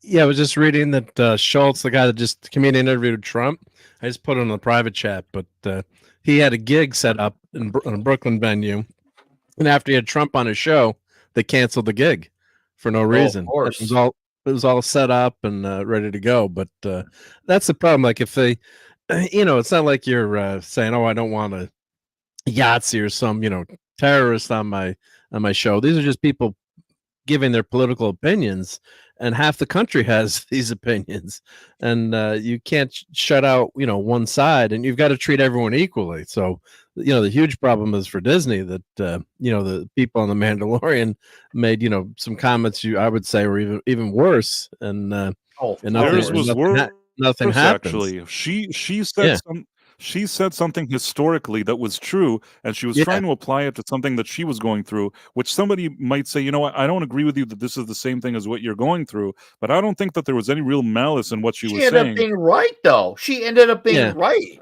Ultimately, she ended up being right. Well, that's not even the point. The fact that they will still work with Pedro Pascal, Mark Hamill, and anybody else who went out there and said shit publicly, politically. Yet she is the only one who got fired. A lot more extreme is what Pedro Pascal and Mark Hamill and Mark Ruffalo do. I just want to correct, but I didn't mean to say that Gina said anything wrong. I probably used the wrong words there. But no. I'm just saying, it doesn't even really fucking matter at the end of the day, even what you're saying right now, Nick, because at the end of the day, the case that she's going after him with, and this is where you guys were saying before, with she's using the woke laws against them. If Disney wanted to be smart, they'd have just fired every one of them. Right. I mean, when I said from day one is that I didn't prefer her analogy because I think there were other analogies that maybe were a better fit for what she was trying to say. That's my personal feeling. But it wasn't that I thought she should get fired or end her career. It's just a matter of she said something, and sometimes people say something, and I don't. I agree with what she said, and all she did was get proven right. at the end of the day. But that being said, I mean, same thing that happened to Roseanne, you know, yeah, and her really. show. So yeah, it's And that's the happening other thing everywhere. she's got going for her. You got that as an example. They've also alienated what's her face who played Shuri and the chick from Ant-Man as well for their views on the jab and some other things. Right. I mean, they're still there, I think, only in theory, but we're not going to get another Ant-Man movie anytime soon. We're probably not going to get another fucking Black Panther movie, but we'll see if she shows up again. Yeah. If Bob Iger wants to dial back on culture war and political stuff going forward, he needs to decide if he's going to have people who are affiliated, with Disney-based media, if they're going to all have political opinions or none of them. Because I hear people say, oh, freedom of speech for celebrities. Well, guess what? All of us at our regular jobs, we don't have that freedom of speech. So either these people play by the same rules that we do, us regular people, or we have everyone have at it, or everyone has it. It's this everyone or no one deal, not just Actually, one we side can say technically something, one side can't. Because I work at an employer right outside Chicago, about 5 minutes, and it's about 100 people in my company, and they don't want anyone to talk about it, which is fine. I get it. We know we could be, potentially lose customers that could cause conflicts. Also, it can even cause conflicts among staff. But point being, we need Hollywood needs to stop having this shield of invincibility where they play by none of the same rules that people do. They already get away with enough stuff because of their status. Maybe this should be the thing, because back then that was way back when that was a standard, was to keep celebrities out of the world of getting involved with everything that was politics. Yeah, I know I'm dreaming, but hey, a man will dream, and I'm not gonna not imagine that. We either have it or we don't. So not just only one side of this. That's why this stuff actually does need to change. Yeah, I mean, celebrities have been involved in politics, but I don't think to this extent. I mean, you had the red controversy in the 50s, and of course, it turned out that there were a lot of commies in Hollywood once the KGB files were released. But I don't remember growing up that of course, you had Ronald Reagan became president as an actor, but it wasn't so invasive. You always had a few wackadoodles like Jane Fonda, who is lucky she wasn't tried for treason, but it just seems like it just became exponentially worse. And the problem is you can't have the other side supporting, if you come out and say you're supporting Trump or conservative or Republican or anyone that's not left of center, you get shut down, which is the irony of it, is if you're quote unquote liberal, you're supposed to welcome all points of view. But now, that dude, they tried to demonize RFK, and I wouldn't even call him anywhere near right wing. I'd still say he's probably overall probably left of center. They don't even want you talking kindly about him. It's anyone who's nowadays not far left, absolutely far left. Because look at RFK, look at Tulsi Gabbard. They were obviously, not to turn this into a politics show, sorry Tom, but I feel like those examples are relevant to your conversation there. Well, it's a Gina case. It's kind of hard not to. Yeah. And the Gina case does kind of delve into that territory because Mark, if I remember, once again, Bob Iger, one of your videos was saying that he wanted to dial back on the stuff. Well, you need to make up your mind on it. Are you guys going to actually dial back on it, or does everyone get to have a free for edit say? Because if it's a free for edit say like UFC, you know what? Fine, because UFC, they do have everyone have their point of views are in the UFC. I'm not like deeply versed in the event, but I've watched enough events to know that everyone gets to have a say if they want to, and they do. They have all sorts of people from all sorts of different aspects of life on the UFC shows. I've seen the cards. I've seen how outspoken some can even get for, let's just say, BLM. But they're still there. And there's obviously Dana White's a huge Trump guy. Still there. No issues there. No harm, no foul. So I'd argue, if anything, the UFC fighters kind of play more by the same rules in real life than Hollywood does. Because at least they actually have a fairer voice, to have a voice, or no one has a voice on it. Whereas Hollywood, they're just treated invincible. They have this shield around them that protects them from it. yeah, if you're on the left, you've got this, cloak of invincibility almost, to give you like a D&D analogy. It's like you can say or do whatever you want. And that's why I got so angry. And we all were, I think most people are angry because they love the character that Gina played on The Mandalorian. She was a fan favorite. And to have that all of a sudden taken away. And when you read her quote, you're like, what? It's almost like they were just looking for any little excuse they could kind of twist to get rid of her. And they imagine if they had a show starring Gina Carano, how successful it would have been. And just Disney's losing money. Was supposed to be it. Rangers was supposed to be that one show. Yeah, that was supposed to be it.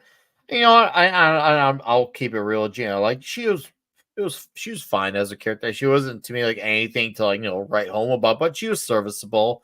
She got the job done. Now, obviously, as a human being, she's obviously a very likable person. I'm sure if her and I talked over like pizza, it'd probably be a real cool conversation. I'm sure it'd be outstanding. It'd probably be the best. And she could have had that show, and they probably would not be anywhere near the dive with Star Wars that they've never been had they not fired her so controversially, because that was literally the beginning of them starting to really tank Lucasfilm. Was when that happened, because that was right after they're gaining fans back during that Mando season 2 ending. Remember the big ending that everyone had people talking with Luke? And then right off the bat, they had those High Republic writers come on, say that they hate the fans, that we haven't changed, things are going to be different. And, people were like, oh, that's off-putting. But it wasn't like people felt completely chased away, as off-putting as it was. But then the Gina thing happened, and then boom. That was to me, that was the beginning of the end. Yeah, instead we got to end up with the Acolyte, right? Yeah. Show, which I think everyone would have loved that show. If it was written well. She was a kick-ass character, and I think that would have been a great show. Yeah, and so who was saying that in the chat? Yeah, they finally gave us the Burke is saying, the strong female guys believe could kick their ass, and then they hate her. Yeah, because she was believable as that kick-ass character. I mean, they believe in their strong female leads, unless they step outside the think tank like Gina did. And once that happens, then they're exposed. And that's been like Nick was saying, it's a turning point where between that and all these celebrities crying about, living in their mansion when we had the lockdowns, it woke a lot of people up to what Hollywood really is. A bunch of corrupt, a-holes. So I almost cussed. Well, it made me realize how corrupt how corrupt everything is, but how connected all of it is. Right. That was for me the eye opener, is how deep it all truly runs when you see how it all is connected and how involved Hollywood and the media and politics are. Like, I hear that dumb argument about like separation of church and state, but how about separation of media and state? How about separation of Hollywood and state? Because I feel like the worst of church and state doesn't come anywhere near the amount of how much worse it is with media and state and Hollywood and state. I feel like they make the worst that the church and state could be on its worst day pales in comparison to what the media and Hollywood have done. Yeah, everything is linked. Yeah, everything's linked together, and you're right. Yeah, once you go outside that box, then that's it. You're off the off the farm. Yeah, that's it. You're off the plantation. You're off the team. Yeah, exactly. Yeah, you're useless right now. So it's chilling though, because we have more of the potential for free speech than ever. I mean, back in the day, if you got mad at something, you write a letter to the editor and you'd wait to get it published in the paper. If it remembers All in the Family, Archie Bunker going on TV with this editorial on that show, but now you've got the power of the internet. You can reach a lot of people, but you've got, the government turns out was censoring people's view on, on the vid, and actually telling, Twitter and these big companies to, take people off. Then they were actually, what's the word when they shadow ban you, which is chilling. And the government was doing it behind it. So it's, you've got more opportunity, for free speech now, but there's also more capability for control. So if Elon Musk didn't own Twitter, you would have none of this conversation going on, and you'd be shut down. I mean, look at the the Hunter Biden laptop, when all the Blinken got all the intelligence agency people, was it 50 plus renowned, intelligence people came out and said that, it was Russian collusion, was a fake and a hoax, and it turned out they had the laptop for years and knew it was real, but they just lied about it. Well, It's the killing. refreshing thing is definitely Elon Musk, and now we got a billionaire that's kind of in our corner. That's like I said, helping out people like Gina, and of course he owns X, Twitter, and for the longest time, we were stuck in a corner, guys. Like we were really in a bad situation. Tom knows. I mean, it was so easy to get canceled. Twitter was against us, Facebook, all of them were trying to come down on us hard if we dared to speak against the mainstream, BS that they fed. The approved messages. Right. And so now we finally got, a boxer in the ring. And I tip my hat to Elon for helping Gina out on this, because it is truly part of our culture war. And it's something, if we win this, then I could feel like, okay, maybe the tide's finally starting to turn. And it'll just wake more people up too. It's not just the win; it's really the part that they're scared of, the discovery. If they roll out these kind of discovery is more important. Kennedy emails with all this Lucasfilm stuff, we all know what and I'm sorry because they call us this all the time, but we know what a toxic work environment that Lucasfilm place really is. That they're the toxic ones, and I think that these emails could uncover such a grim picture of what goes on in this company. And I feel like Disney is scared of that more than anything else. They'll desperately try to get out of it before the court. That's for sure. Yeah. And just like these I don't two think things, she's going to settle. Just like these two things are going to continue to try to discredit things, to stop it, to squash it. They're going to try every trick in the book, and they also have fancy lawyers. But I think that because of Elon's bankroll and the type of lawyers he's bringing, and Gina's determination, maybe something can happen here. Maybe we can actually see some results here. And it's really not even the winning or the money. I think maybe if they offer her $1 billion, Gina would take it. And I don't know what it's worth it for them to make this go away. Probably a lot. But I think that Gina really wants to fight this. She wants her good name back, right? Too. Yeah.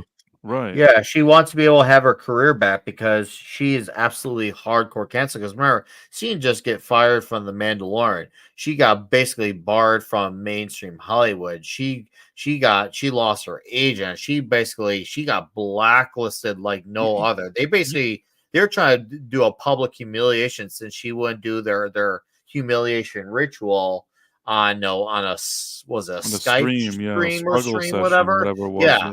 If they were going to do it they're going to make her humiliation public. So this is absolute revenge. I'll tell you something. Even if she wins and she beats them in every way possible and embarrasses them, it doesn't guarantee that anybody in the kind of mainstream Hollywood studio system will give her work. Sometimes in these situations, they'll still not do it. But I think that she can feel, that publicly she really put them in their place when it comes to publicly and public opinion. And she's probably going to walk away with a lot of money. I mean, Johnny Depp, he beat Amber Heard in For All Sakes and Purposes, and it's not like all the studios are chasing him to be in movies. Yeah, I mean, she like you said, they might never hire her again, but I hope they would. But she'll have known that she'll be in the mouse and the big, to be a big cultural movement, as you've been saying that. It's a case is bigger. It's more about fair treatment. She'll have plenty of places to go where she'll be appreciated, even if it's events, to be a speaker, to meet with fans. She'll become like a real hero, like you keep saying in this pop culture. I dislike this whole pop culture war, even talking about it or mentioning it or referring to it. I don't like, I guess there is a war, but the truth is that it's not a war. War is that there's two parties fighting over something. And for me, I think one party just wants entertainment to be entertaining, and the other party are a bunch of assholes. So I don't know. I don't like the war thing because it implies that there's people, as if they have some kind of morals or ideals that they're standing on, and they're not. But it's an easy way to make a quick. No, I understand. I understand that people use the term. When I hear it, it annoys me because I feel like it's too respectful towards the people like Disney and what they did to Gina to even say it's a war. That's just acting douchey. It's not, there's no integrity behind it. Yep. No, I agree with that. Yeah. Like, look at what happened with the Wicked poster. If anyone saw that, how that, got twisted to be, a racial issue or something. Funny, that's what I'm doing a video on right now. Another crybaby, whatever. So that's coming up here soon. But yeah, what you're talking about there is the actress from Wicked was complaining about a fan-made poster. For those who are not aware of what this is all about. And it wasn't meant to be racist in any way, shape, or form, but she twisted it to be racist, of course. Because they see that's what it's all about. That's what happens when you hire people that come from this point of view, or you pump their minds full of all this identity politics stuff and get them all excited or overexcited, and at the end, that's what you get. Yeah, because so stay tuned for that. So they're trying to make go by the original. The original poster had Alpha. What's her name? Alpha. I did see this show on Broadway. That's a decent show. I mean, I took my wife there for her birthday, but they were just trying to go mimic the original poster. Yeah, there it is. And the smirk, you got to have the smirk, and that's a classic graphic that's just so well done. And of course, they took it off color. But I was reading today. She looks like a fucking bitch in this poster. Like, yeah, she looks angry. With the other, and the musical poster, she's smirking, smiling, smiling, like something interesting is happening between the characters, and there she looks completely angry. So even if they'd had her, at least have her smiling there in that other poster. But all I've learned from this is that her nipples are probably green.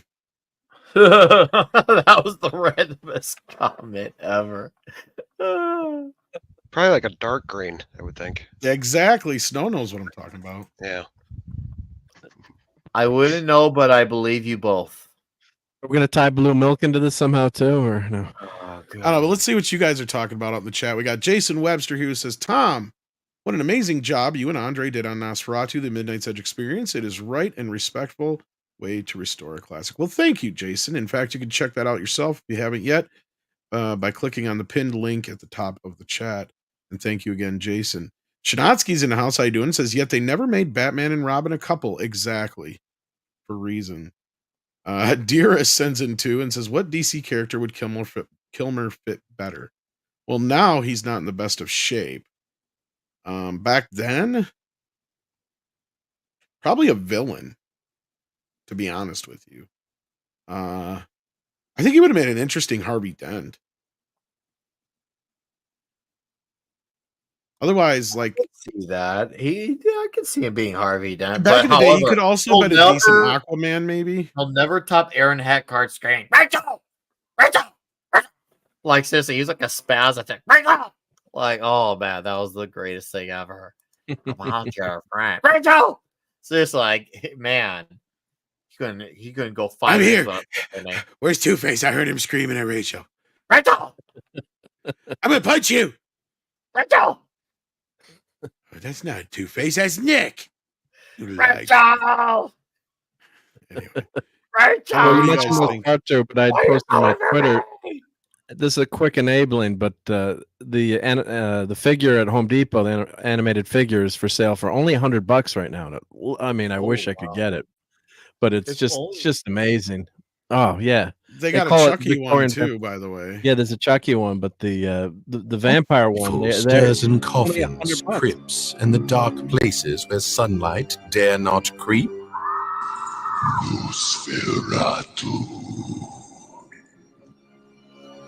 Enter the lair of the 7-foot animated Victorian vampire.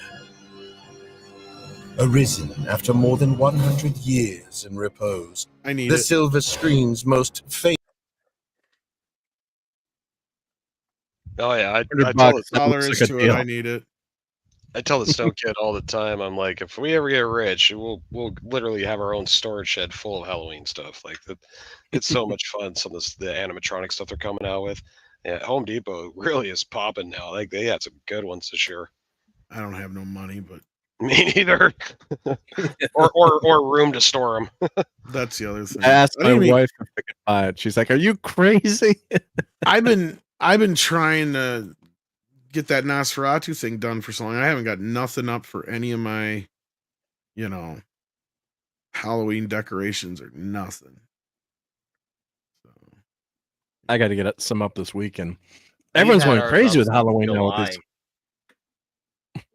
July. I'm not joking. We've had ours. A girlfriend. She starts several months early, and it's great. Our place looks awesome. Like, people say not that whole term about not to brag, but I'm straight up bragging. Our place looks awesome. Like, she starts several months early, and she always gets new things added every year as well. Like, I see a lot of the same stuff from last year, but I also see a bunch of different things. Yeah, it'll probably be this way up until probably around the first or second week of November, and then she'll transition right over to Christmas right away. And Christmas stuff is awesome around here too. When we do Christmas, it's great. Oh, guess what? So Snow Kid is going as a DC character for Halloween this year. Can you guys guess which one? 14-year-old. A 14-year-old that's got a real, evil sense of humor. Hal Jordan. He's going as Heath Ledger's Joker. With the fake skin on his cheeks, make him look like he cut his mouth open and everything. Yeah, it's gonna be pretty awesome. I'll send you guys, or I'll put a pic on Twitter for you guys so you can check it out. Tom, do you got any other? I was gonna say I think you got a super chest probably to acknowledge. I do. Get your video, so I'll shut up. Yes, indeed. No, you're fine. Sergeant Point Blank sends in 5 and says they should do a Batman spoof movie where every 20 minutes a different actor plays him, like the 60s version of Casino Royale. That's awesome. That'd be interesting. I would not have an issue or wouldn't be adverse to, I've talked about this before. They should do like anthology series of some of these superhero characters. Like, who wouldn't want to see a noir live action Batman in black and white set in the 1940s? For just like a couple episodes, right? Oh, I'd Same love thing with to like a see that. Superman set in like the 30s or the 50s or something like that, and an not X-Men because it's DC, but you know what I mean. We're talking about DC, but any one of these characters for that matter, just anywhere, any way, shape, form.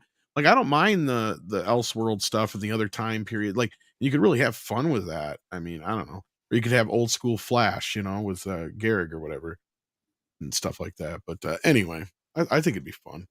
Connor Dorian says with the $5, did you see the trailer for Dune Prophecy they released from New York to Comic-Con today? Yeah, it looks all right, but I'd be more excited for it had the whole series not already been just nothing but sisterhood, right? That's all we fucking know anything about is the witches. I would rather have a series now about the Mentats or They wouldn't let me into that, by the way. Really? Why not? Okay, so I walked out today for a break, and on one of the streets next to the main center area, there was like a long line, and there was this Dune Prophecy sign for HBO Max. So I said, "Hey, I want to go in." So there was this guy's like, "There's a line here." So I said, "If I stand online, can I come inside?" So he's like, "Did you register for some?" I don't know. He said a name of a website, and I'm like, "No, I didn't register." Well, if you have to register. So I said, "If I register now, can I stand on that line and then come in?" So he says, "No." So I said, "Well, why not?" So he said, "Well, there's so many people already. You can try to register. Maybe another day you can come in." I'm like, "Dude, there's only so much I care about this thing. Think I'm going to stand around for Dune?" I don't know what I told him and walked away. Right. No, and it was online anyway, so. And it's just right. more. I don't even understand what that event was. Maybe it was a panel and there was some people there. It was like an HBO Clearly, event. they just showed the trailer. Yeah, they maybe had a few people there, but maybe they had something. But in any case, so much bureaucracy. Not that we're having a discussion about Comic-Con, but I can just say that I was rather disappointed today. Not just because of the Thursday. It's just it feels like it felt lackluster. I was there some years ago, maybe 5 years ago, and I thought it was much more interesting than today. Well, they had, what was really good was when all the movie studios weren't there. Was it 2 years ago? It was the first show after the vid. I wasn't there then. And it was more of a back to basics show. And actually, my favorite show nearby here is Terrificon because it's more low key. And of course, I go every year to Comic-Con, but some years it's just too crowded and it's too much of the Hollywood stuff, and then you got to register for all the panels ahead of time. And if you don't get into the panel, and then people There don't wasn't show even up. any good panels. Everything I looked at was all crap. Maybe other days are better, but I can tell you that I think that in the past I was on a Thursday at some point, and it was still a better day than this. I really felt that nothing was going on there today.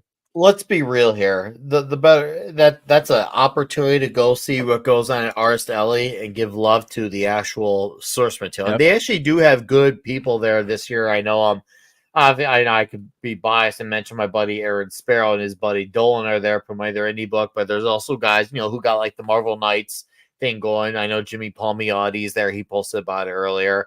And he mentioned that. He said there's a lack of like panels. They could have done some of the comics. I'm like, I even replied to him like, bro, you don't need that stuff. Artist Alley is where it's at anyways. And then, I also was going to say to him, like, all the tourists go to like the big movie and show panels, but the real fans are going to be where the art's at and where the source material is at. Oh, I walked around the artist's corner. I don't know what it's called. The Artist Alley. Artist Alley. Yeah. Yeah. Yeah, I was walking around there and I talked to like so many artists. Some of them, a lot of them, I didn't know who they were, and I feel like some of them also didn't get my humor. I'm sure some did. No, some did. There were some pleasant surprises, but some of them, there was a group of people, and they were all from Italy. Like it's just one after the other. Oh, and well, yeah, that's going to happen. Especially they probably don't have the best English. Right, and every one of their names sounded like a pasta dish or something like that. Yeah, So yeah. I think that after I went to like 5 consecutive ones, and they were all from the same something, I don't know. And then I just said, "Oh, it's like saying your names. It's kind of like ordering food at an Italian restaurant." And like I was just saying stuff, and then the next guy had like something that also sounded like a pasta dish. I'm like, "Come on, like this is already too much." And I was cracking myself up. What'd you say? Adrino Delibanto. I'm looking at some of the names. Yep. Right. Yeah, They I'm had going it through was some of the list right now to look at some of the. they some were of the sitting names. one after the other, and like my comment about like me ordering in an Italian restaurant, it really was in place. Like if you were there, you would have cracked up because all their names sounded like fettuccine, and I thought it was funny, but they all like they didn't seem like they thought Maybe it was they just funny didn't at all. understand it. You gotta understand, and I'm not saying this to defend them, but like I've learned that like some guys like let's just give you a good example, like Mark Miller. He's worked with a lot of Italian artists and Brazilian artists, and when he tries to like do shows with some of them, he has to have a translator involved with those artists because they don't understand his English well. So he has to get someone like, let's just say for a relevant answer, Jorge Jimenez. He's I think he's I can't remember, he's a Spanish artist, really good, and he had to have a translator speak for them. So that actually there is legitimate. A lot of these guys actually they come to like America, for the show. They don't really know English that well. They expect to really just sign books and just kind of be done with it. They don't understand that some people they kind of have fun, get jokey and goofy. It's just that a lot of them genuinely don't understand it. Maybe they didn't understand me because they seemed to have a very serious face, and I said, "Oh," I just kind of kept walking. I wasn't feeling the vibe. Yeah, it happens. It's yeah, that is a legitimate especially since there has been an increase of artists from Italy and Brazil, really good ones by the way, and yeah, a lot of them they're not up to speed on the English. Maybe hopefully one day, but for now, it's a confusing world. Yep. If I wore the Clobberin Times This Monster shirt that at the ceremony the family said, everyone take a shirt. I confess I took a couple, but Oh wow, Mike what a had shock. full collection of shirts. So as I'm walking around, like a lot of the artists were like asking me to come over and talk to me just because of the Mike's amazing shirt that I was wearing that had this monster, especially the old school Thing Thing fans, or I had the people who do Power Pack and some of the artists that are like, and they're talking to me, and it was a conversation opener too, which was fun. So sometimes you can have a good conversation. I think what happens too, if you ever worked one of these trade shows, sometimes you just get totally wiped out. Not that it ever should be an excuse, but you can have some long days at these shows. So, but yeah, you always should be, welcoming to the fans. But I always try to seek out some of the, I shouldn't say lesser, but less quote unquote popular people to, if I've got a comic book to get signed or something, it's just you can, engage with them a little bit more. If you're seeing,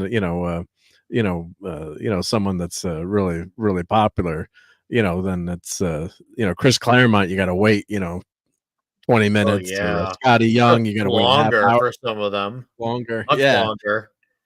But so sometimes and then you can ask them about how how they create their work, and they're usually the really open to talking to people. So, but yeah, it can vary too, and I'm hoping Saturday's not too crazy. Oh, crowded. Sat's gonna be. It'll be- Who are you kidding, Mark? Yeah, Mark. What are you nuts? I hope it's not too crazy crowded on Saturday in City. New York. All right, book me now. Yeah. Right. And the Yankees just the Indian. I can't say the Indian. The Guardians just tied it in the bottom of the ninth. Indians. Yeah, the Indians just saying tied the game against the Yankees. So yeah, there'd be even more angry New Yorkers there. Yeah. Yeah. And then we got Captain Fandom Nerd, who's been here for 36 months. If my math is correct, that's 3 years, isn't it? That's a birthday. Wow. Yeah. And then we got Jason Webster, who says Joker Faladu 2024 is setting wrong records with only 167 million worldwide, with an 81.3% drop in its second week domestically. Yeah, it's had the worst drop ever for I almost said horror film. It's a horror film, all right. It's horrible to watch, right? Yeah, yeah. Probably a douche. And I think Clobby is laughing his ass off at it right now. Pilgrim Media sends into and says they will announce Discovery to the public. Will they announce Discovery to the public? I don't know if they'll announce it per se, but I think whatever is part of the case will become public record, if I'm not mistaken. So I believe if you have the right ways of knowing how to get your hands on it, it'll come out. It'll leak. I mean, well, not Yeah, people leak. in our community, all of our published. legal friends and such will be all over this shit. So, as I said, I tried getting Andrew Legal Mindset on tonight, but unfortunately, he was burnt out from I'm streaming all day today about all this shit. So, yeah, so maybe next time. But and then we got Beat Bop Boop, who says, I really think the time has come to break up these conglomerates, particularly Disney. Most of these companies are far too powerful. Awesome show. Well, thank you, Beat Bop Boop. We appreciate that. And it's £4. I don't know if I said dollars or not, but thank you. And yeah, I honestly, I'm surprised they haven't yet. With some of these companies, especially Disney, with how big they are and how much shit they've got now. But they kind of screwed the pooch by allowing them to buy Fox. So yeah, the cat's in the bag, I guess is the way to put it. Yeah, I was happy about that when it first happened. I'm like, oh, we're gonna get another Fantastic Four movie. Yeah, be careful what you wish for. I have not wanted one for a long time, and oh boy, I can't wait to not watch it. It's not the franchise's fault. It's the writers and the people they bring in to do the storytelling. The characters are fine. Well, obviously. Oh, I know. Trust me, you're speaking to a Fantastic Four fan of the books. I know. Yeah. I just on his best day, pass hole will never be Reed Richards. No one's going to see Captain America bore. No. Neurotic and the Trickle Drinker will see it, and then we'll watch the reviews on that. That'll be it. Well, nowadays you just wait for the streaming. I mean, we're going to be able to see the Joker Part 2 in 2 weeks or something? Or when's it coming out on streaming? I mean, so next week, I think, or 2 weeks from now. I mean, yeah, it's because it bombed so hard that it's moving that quickly. Like, I know Deadpool and Wolverine is still doing its final days in theaters. We got Jason Webster, who says Megalopolis says, hold my beer. Yeah. With record huge losses so far, earning 11.2 million worldwide, film will be the biggest flop of 2024. Yeah, but I don't want to like root for it to flop or anything. I thought it would do better than this, but yeah, it is what it is. I don't hold it to the same standards I do a studio picture either. We got Dark Saber Force, who says Tom's on point about why I hate Batman, we got that instead of Affleck's Batman versus Deathstroke in our Arkham Asylum, aka live action Arkham game movie. Yeah, that script was supposed to be pretty good, Dark Saber Force. I haven't got a chance to read it myself. Jeremy Winfield says Cat Williams said in 2024 the year of truth, and I think it's just the beginning. Ugh. It's not about their truth, it's about the truth. Well, sooner or later, there is no such thing as my truth. There's the truth and your opinion on it. Joe Pat 87 says, are they conflating dogma with principle APT? Dogma with what is APT? What is APT? Oh, apropos. Yeah, I'm not sure. You'll have to expand on this a little bit, Joe Pat, in the chat. You don't have to send another super chat. Just so I know what you're referring to, buddy. Beat Bob Boop sends in pound 499 and says, on the culture war, I honestly don't see this as a left or right issue. I'm also opposed to the far right. To me, it's libertarians against authoritarians. Well, that's the problem, Beat Bob Boop, is the far right. To them, everything is the far right. Right? Like, none of us would actually flat out say, well, yeah, I'm far right. Right? Like, who in their fucking right mind would? Yeah, not many are. Like, sure, you'll have some people who actually are very right wing. Let's just say, for a relevant example, Razorfist, he's very out and out about it. Obviously, our buddy Brahmable is very right, but the people who actually are gonna say it. And then there's a lot of people who are moderately right, and there's people in the center, and there's even people who are even like center to the left as well. And then there's people who just don't care about politics, period. There's a lot more variations than they like to put on, but to them it's far left and then far right. And anything, and for everything they continue to add to the far right, they're just ultimately just making the myth of the far right more diverse than the far right left will ever be. So keep on adding more. At this point, the far right is the more accepting group.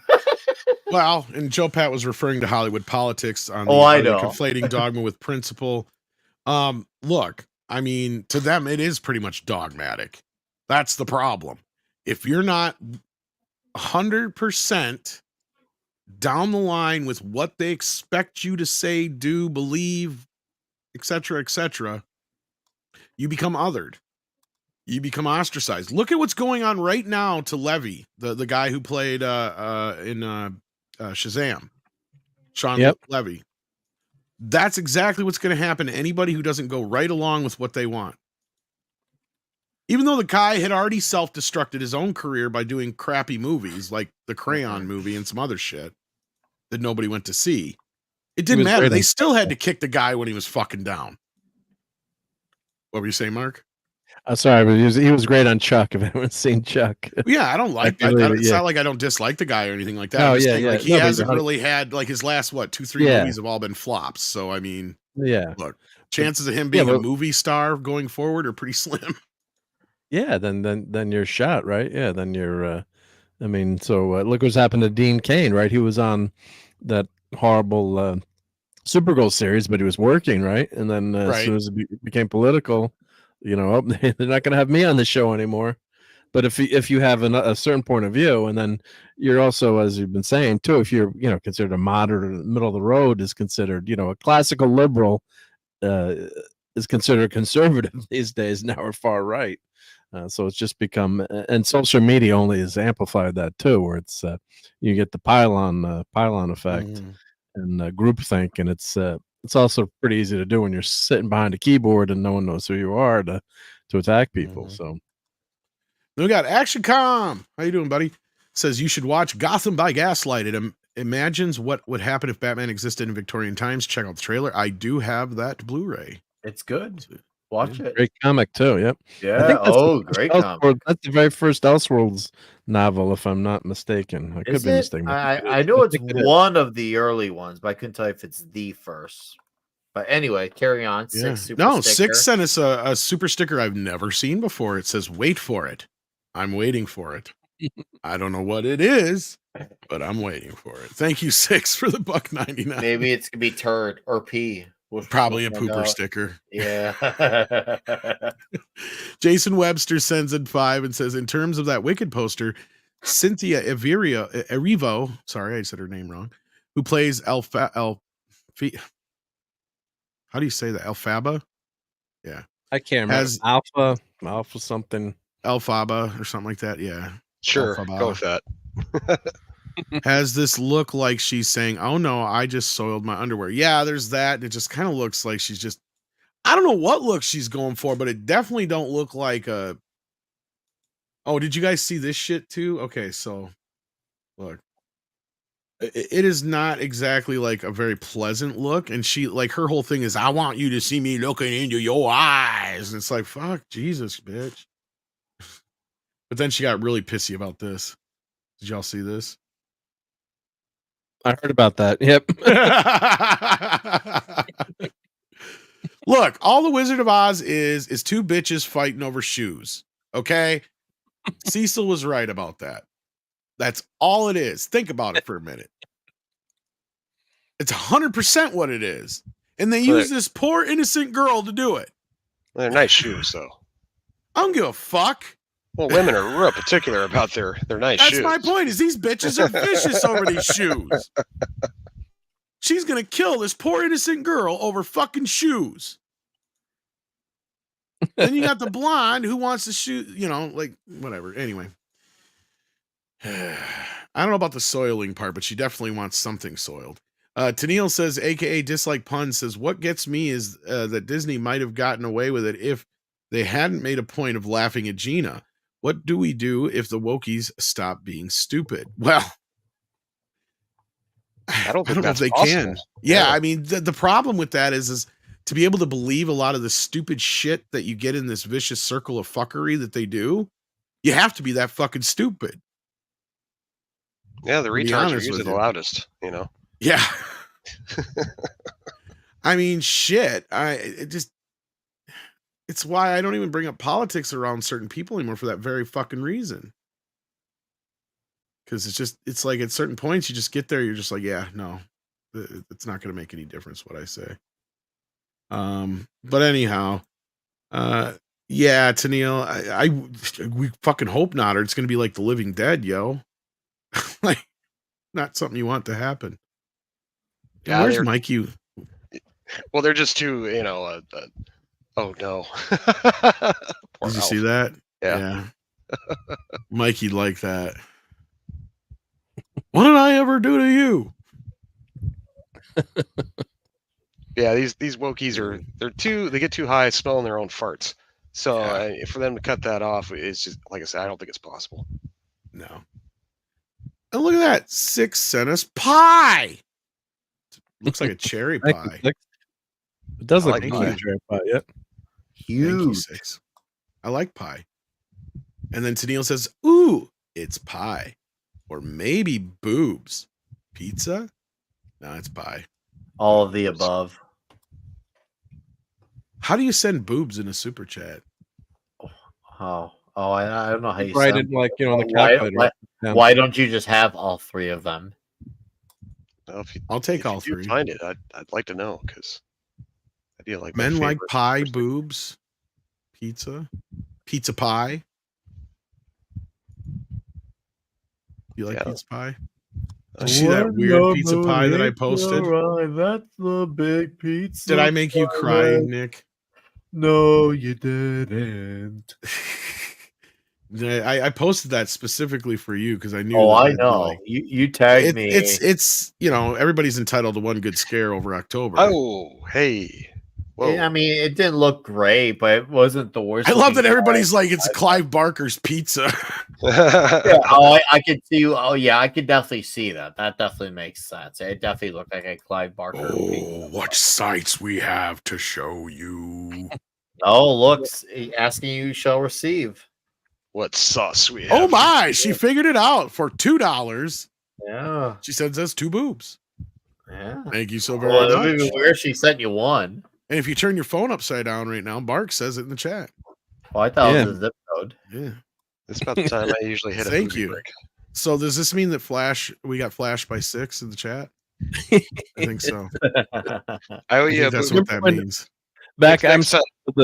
we had those ASCII graphics where you could print them, and it would like I had a friend who did like the naked girl, but it was all the ASCII, symbols, and it would come out on the dot matrix printer. Like it was hysterical. Those were the days. It was difficult With to that, get porn. we're gonna wrap this up. I know Price has to leave us anyhow, so Price, go ahead and plug your wares before you head out. You got a Quantum Leap show later, right? Yeah, I do. So check out my channel where I'm gonna do Quantum Leap, and then maybe Script Doctor will be there, and then it'll I'll be be Dire here. Oh, I Wolf. didn't realize I was on mute. Yeah, no, these were good Oh, impressions. New York Comic Con. New York So, Comic yeah, Con. I It's really have slow today, but you should come out anyways. Oh, Price of Reason live channel at 10:45 p.m. There's the Price of Reason live channel, and you can watch the. Sorry, at 10 p.m. there's a Quantum Leap stream. 11:45 p.m. there's the Night Owl, and it's all on my Price of Reason live channel. So, thanks for having me. Great seeing you all. No and, worries, brother. Calling you right now, Price. See, would you see what I got? Oh, the Quantum Leap handling. Oh, look at that. Yeah. Ziggy, yeah, handling. Ziggy. Yeah. Ziggy, yep. Awesome. So I printed man. one of these for Jill, so I made two of them. Yep. So here's my Ziggy says there's about an 80% chance your supper will be good. All right, I'll see you later. Take care. Bye. Thanks a lot. Then we got a few more super chats fired in here. We got Action Com sends in 5, says, Nick, do you still crave Mexican pizza served in school? The hexagonal goodness. We didn't get the Mexican version of that, but we did get the regular I sausage and never pepperoni had version. that version. I didn't get the The Mexican one I version had either. was that one that looked like a flatbread, and the cheese looks super bland, and you didn't care because you're a kid and it's pizza. That's what I had, and where all the lunch ladies. It's where all the lunch ladies look like Sylvester Stallone if they were a man. Basically, I guarantee you the nostalgia would be like for about a whole of a minute. Till less. We'd be like, oh my God, it's the school pizza. Square school pizza we used to get. Oh my God. We take one bite. We go, that's horrible. I would get excited for a personal size Pizza Hut box with a bookmark. Now that would make me excited. Even Pizza Hut is fucking nasty now, yes, dude. it is. You're right. Oh they my changed the God. toppings and they really neutered. They are seriously very terrible. But to have that box and the bookmark would be cool. Kind of cool. That was like a thing, right? Like when you were a kid and you got your book it slip. Dude, I read all the books. We're going to Pizza Hut, making it great. And every kid fucking sang that shit too. Don't even fucking pretend you didn't.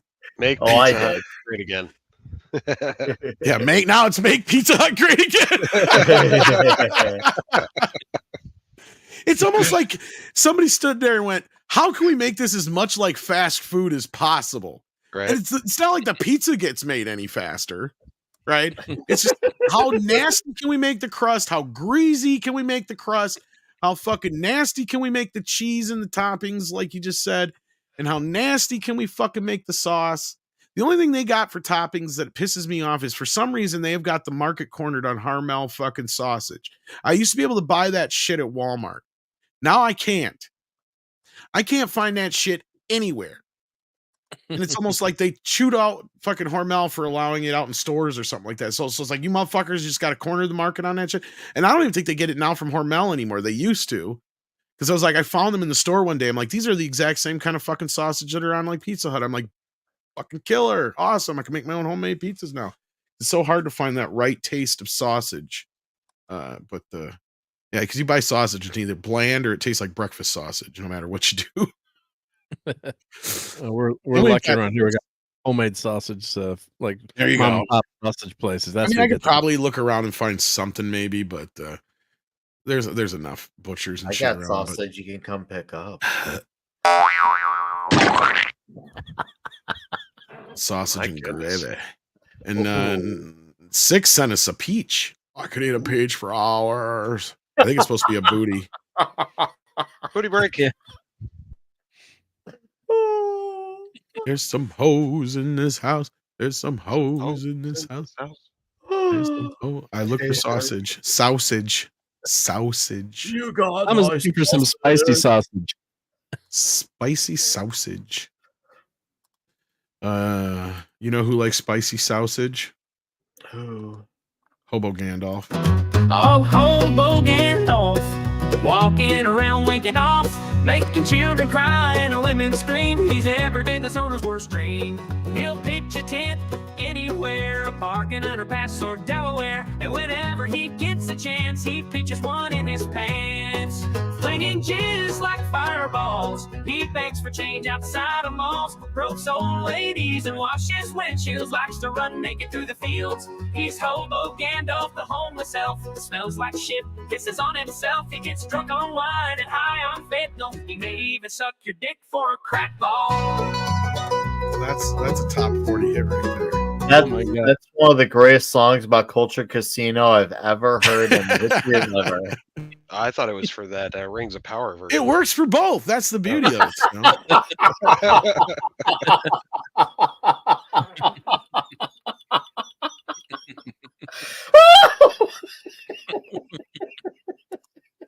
I better stop laughing, otherwise this show goes on for another 20 minutes. Squirrel is not wrong here. The squirrel that went up your ass. Yeah, that's a hell of a name. And that's my first chat ever. He wasn't shoved up there. He went up there on purpose. Like, I'm sacrificing myself for revenge. I'm running up this guy's ass. Well, Tom, Anyway. every squirrel's just trying to get a nut, you know? That's right. Well, he missed. I know.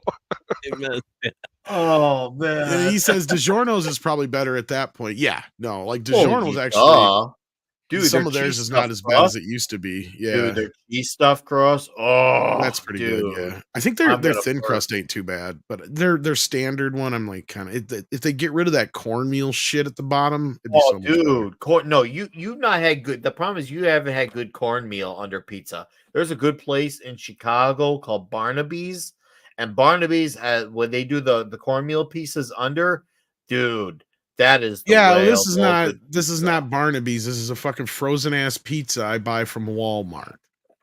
I You know, know. if you can find it, what's really good is Paul Newman frozen pizza. Did Nick just fucking fart? No, that's my chair. Okay. You hear it? It sounded like it with your voice. You're just like, no. Anyway, I didn't know Paul Newman made his own pizza. I knew he had the sauces and all that business. Yeah, they have pizza. It's tough to find, but Even man, from I the had a grave, few. he's still making They're pizza. good. He's making the pizzas, and man, there was like, wow, these are damn good. I should have done a YouTube review on them, but I was, when it surprises you, right? You're not expecting like awesome frozen pizza, but it was pretty damn good. I was like, Yeah, very darn. rarely do you come across good frozen pizza. That's why The only thing that Pizza Hut's done lately is they brought back the New Yorker, but it's still like the nastiest New York pizza you'll ever get. You know what I mean? Oh, you fucker. You know I got all the tricks over here, Tom. Of course you do. But thank you, Snow, for popping in here and pitching relief for us. We appreciate it. Or were you catching? I don't even know anymore. I figure that's why you dropped me the link, and then when that's right when I was getting home from work, and I usually tune in anyway when I'm, just cleaning up, taking a shower. Yeah, I all that figured. stuff, touching myself. There's no better time to take a shower, touch yourself, and listen to MEAD. It really is. You should try The it. sultry voices of Bat Tom, I'm sure get everybody off. Definitely. Yeah, check my channel out. If you I am haven't kind of a already. beefcake. Yeah. Hey, Bat Tom. He's watching porn. Check out my channel, Snowdub. We got the funniest R-rated Muppet show on the internet every Saturday night. Bunch of crazy puppets get together and do some funny jokes. And we do exclusive booty and booby breaks over on my channel. If you don't know what that is, you better subscribe. And thanks for having me on, Tom. It's been a while. No problem. Yeah. And Mark, thanks for coming back as well. It's been a tick. Of course, I hang out with you most Sunday evenings if I can stay awake that late. Yeah. But anything else you got going on besides your Sunday show? Well, thank you. It's always good to be able to hang with you over here when I get the chance. And Sunday Night Geekery, 10 p.m. Eastern.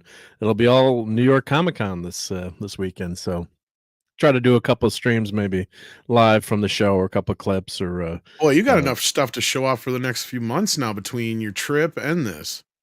But yeah, I'm psyched because I got like all my YouTube shorts and videos lined up now. For it's going to take me a while to get through them. So I just finished all my Terrificon stuff, posting from that show. So then I'm hopefully going to have. I will have a ton of good stuff from ComicCon, and a lot of fun too is checking out the toys. Like there was a guy there today posting all the new Ninja Turtle toys, which I was thinking about you and Nick, and I'll make sure to grab some pictures of that. But some really cool dioramas. You like turtles, yeah.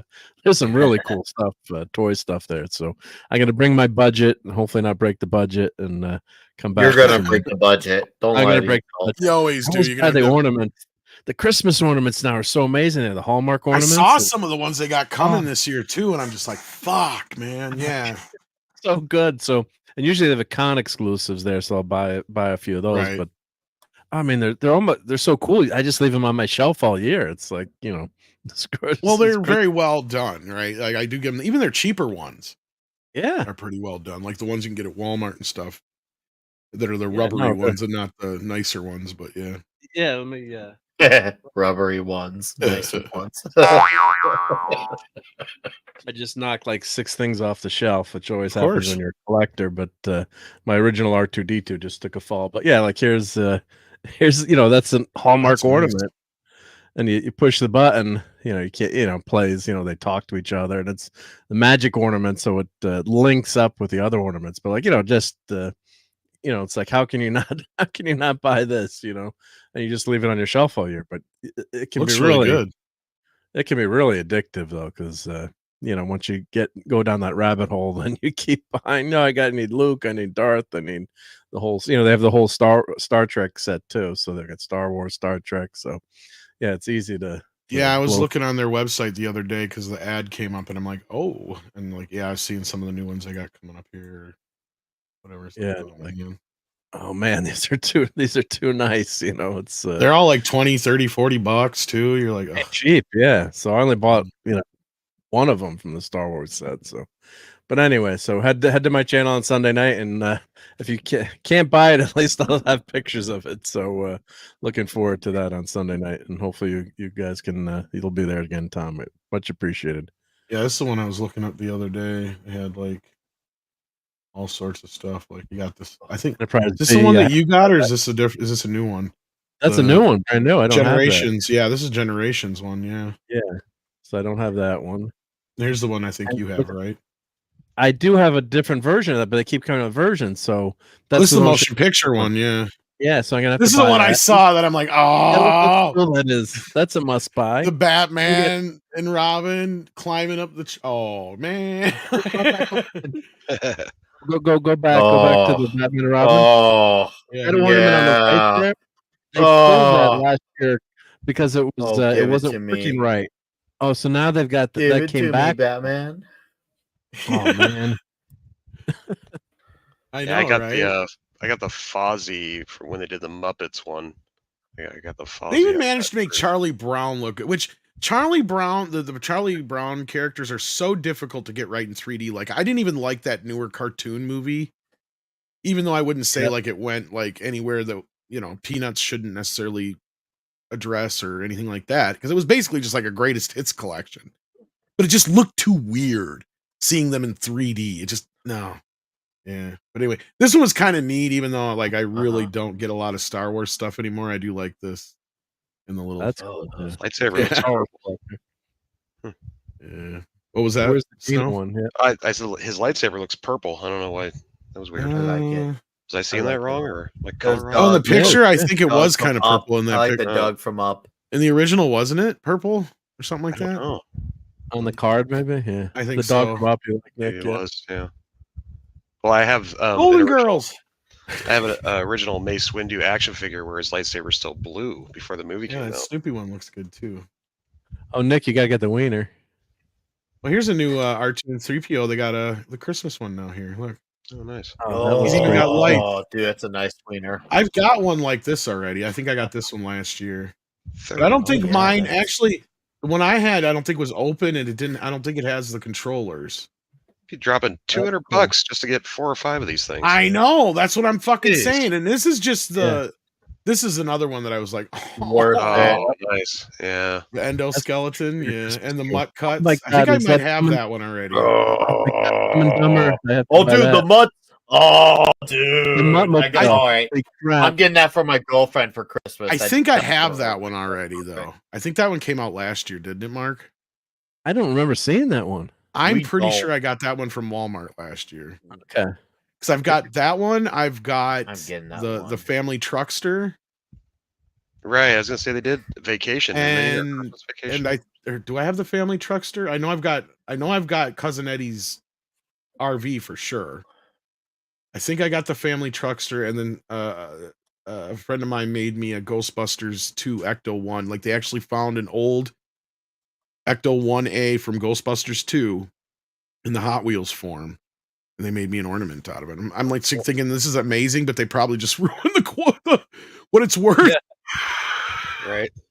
By turning it into an ornament. But yeah, it was just like, it was cool. So like, I got the Oregon Trail on a computer. Oh man. Oh, that's awesome. Oh, dude. That is so awesome. And does it say you died? Did it say you died on it? Or yeah, I think so. Screen? You died of dysentery. The Oregon Trail. Yeah. Nice. Yeah. That's definitely this is just the 90s randomness ones. I never did. Here's Catherine O'Hara from Schitt's Creek. Yeah. And this is the other one I saw was like, they got a couple of Christmas Vacation ones. They got one of Clark where he's got the mask on and the chainsaw and some other ones. Yeah. Yeah. I kind of like these this are one. Great. Jack and the Pumpkin. The Jack the Pumpkin King and the Santa suit is cool too. Oh yeah. The Santa Claus. I like that Snoopy one. Yeah, I got a little like, look, the thing with the Peanuts ones is when I was a kid, those were some of the more like character driven ones we had at that time. Like, we didn't have all this shit when I was a kid. Oh no. So my mom every year she'd get like, usually it'd either be a Charlie Brown or maybe a Garfield if we were lucky one, but that'd be about it. Once in a while, I could had find a lot of something. the glass ones in the night. The glass ones. I was looking for not the sci-fi ones, but the ones that had to do with movies and shit, because there was more than just sci-fi ones. Where the hell did it go? If you put in, let's see. Oh, maybe no series, maybe series. Yeah, then maybe. No, I think that has their other shit in it too. If you close that box on the left there under Manage Preferences, maybe might be hidden under there. Maybe you can pick movie characters. Oh, there you go. Yeah, you can pick on the left there. Shop by category. As you guys show off these amazing ornaments, I want to stick around, but I got to get going. So I'm yeah, we're gonna get out of here. But yeah, no, you're just reminded me of that anyway because I was looking at it the other day. Okay, but I wanted to get to the one page where you had all. So I was enjoying. I don't want to go. Those things are great. Oh, I've got too many of these. Yeah. Just the Hall of Justice, so Batman. It plays the theme. I just grabbed it and it lights up. Yeah, I know we gotta go, but yeah. Sitting on the Edge of Forever. Oh, Six found what I was looking for. Here we go. Here's some ones that she found. Well, this is some of what I was seeing because I saw the Freddy one. That's one I really want, and it's only $9.99. Nice. Hey, yeah. So that's one I'm like, oh, Jason and a Jason, nice. Both $9.99. Yeah. The Beetlejuice one looks good too. Yeah. What's this Christmas one? The Jason. Remember we used to have the priests over for the holidays, and they look at the tree. I'm like, sorry, Father, but I've got Darth Vader and the Death Star on my tree. I don't know how appropriate that is. I think I have this one. I'm pretty sure I got this one or something like it. Not on this one, but they're like the real characters. They don't look like the cartoon. But anyway, we need to get out of here. Thank you, Six, for sending this to me. We're having too much fun with this. Yeah. Damn you, Hallmark. So cool. I know, right? I could drop a couple hundred easy. I know. This is why I had to turn off my toy faucet, man. Right. And if it wasn't for the stuff that you guys sent me out there, I have this one too, I think. The trick is wait to the end of the season, and they'll have you might miss them, but they have them really reduced. Well, when price. Walmart gets them, they're the $9.99 ones usually. Yeah. Sometimes they're a little bit more, just depends. But that's usually where I'll go to the Hallmark store at the end of the season. You can grab. I suppose they got deals. Yeah, I don't know if they have one anywhere near me. I'd probably have to go to Madison if they even have. But they do sell them online. So each season I look online and I bought a ton of them online. Like I got the Battlestar Galactica last year. They have them for I got Jabba. Where's my Jabba the Hutt? Jabba the Hutt is freaking amazing. Jabba. I can't find him now, but yeah, the Jabba the Hutt is incredible. It moves. So yeah, just check for the end of the season. But if there's one you gotta have, don't chance it because you might end up not getting it and have to pay big bucks on Fleabay if you want to pick it up. But Right. yeah, those ones are fun. All right, guys, let's get the hell out of here. Did we do Nick yet? Yeah. Nick, what you got going on? Because I know you got to leave next. Yeah, TNT in a half hour, Comics Division, The Boys, all the video out in the morning. I recorded it, and I'm going to be making fun of this really awful Blue Beetle comic that came out this week. Usually I don't do these type of videos, but this one really required my attention. So keep your eyes out for that. Clobby's Comic Shop tomorrow night, at Toxic Tuesday and Nightmare on Elm Street next week. And yeah, that's all the great, cool things up on my channel. But yeah, thanks for having me, Tom. It was a good conversation and good hang out with you, Snowdub, Mark, and Price of Reason. I'm going to slip out of here, so I'm going to be a snake. All right. Bye, chat. Bye, everyone. Take care. And Snow, let's let you go next. What do you got going on? Did you? You did. Okay, Mark. Yeah. Oh, I'm good. I mentioned the ornament tonight. Yeah, everyone. Yeah. So thank you for posting the link in the chat, and yeah, looking forward to catching you guys in the next one. All right. Well, then we're good. All right, kids. So let's get out of here. I think let me double check. Make sure. Oh, we got one with the super chat here. I missed this one. Sorry about that. Squirrel went up your ass again with $2. Thank you so much. It says the one with the red dress looks like Mariah Carey. I think that was Barbie. It was actually Barbie. I wouldn't be surprised if they don't have a Mariah Carey one though, right, Mark? Right? That Christmas song, yeah. You're not allowed to say that name until after Halloween. I'm sorry, that was one of the funnier commercials they did was when they thaw her out every year. That was that was fucking funny. That was good. Even if you don't like the song, you're like, okay, that was fucking clever. She plays along with it well. Yeah. Exactly. Yeah. So like, yeah. I mean, she still has one of the biggest singles of all, like 2 or 3 of the biggest singles of all time. So it's not like you can take anything away from her. I mean, she's Mariah fucking Carey. Doesn't she have like the best-selling Christmas album? I think, isn't she? That too. That's what I'm saying. That and then that song she did with Boys to Men was for the longest time the longest running #1 hit. Right. I think it only got beat in recent years, if I'm not mistaken. But I don't even know if you can count that anymore with the way songs are calibrated compared to what they used to be.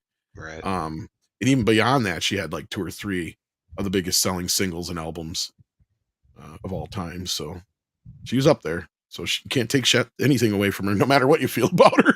Nope. No matter what kind of a joke you make out of her for Christmas. We're stuck with her. Exactly. She's basically like a, what do you call it? Icon, yeah. But all I want for Christmas is not to hear that song again. But oh, yeah, right. It's not a bad song. It's just completely overplayed. Yeah. You hear it once a season. There's a contest that goes on where you try to go through the whole Christmas season without hearing that song. I think I managed it 1 year, but I don't know for sure.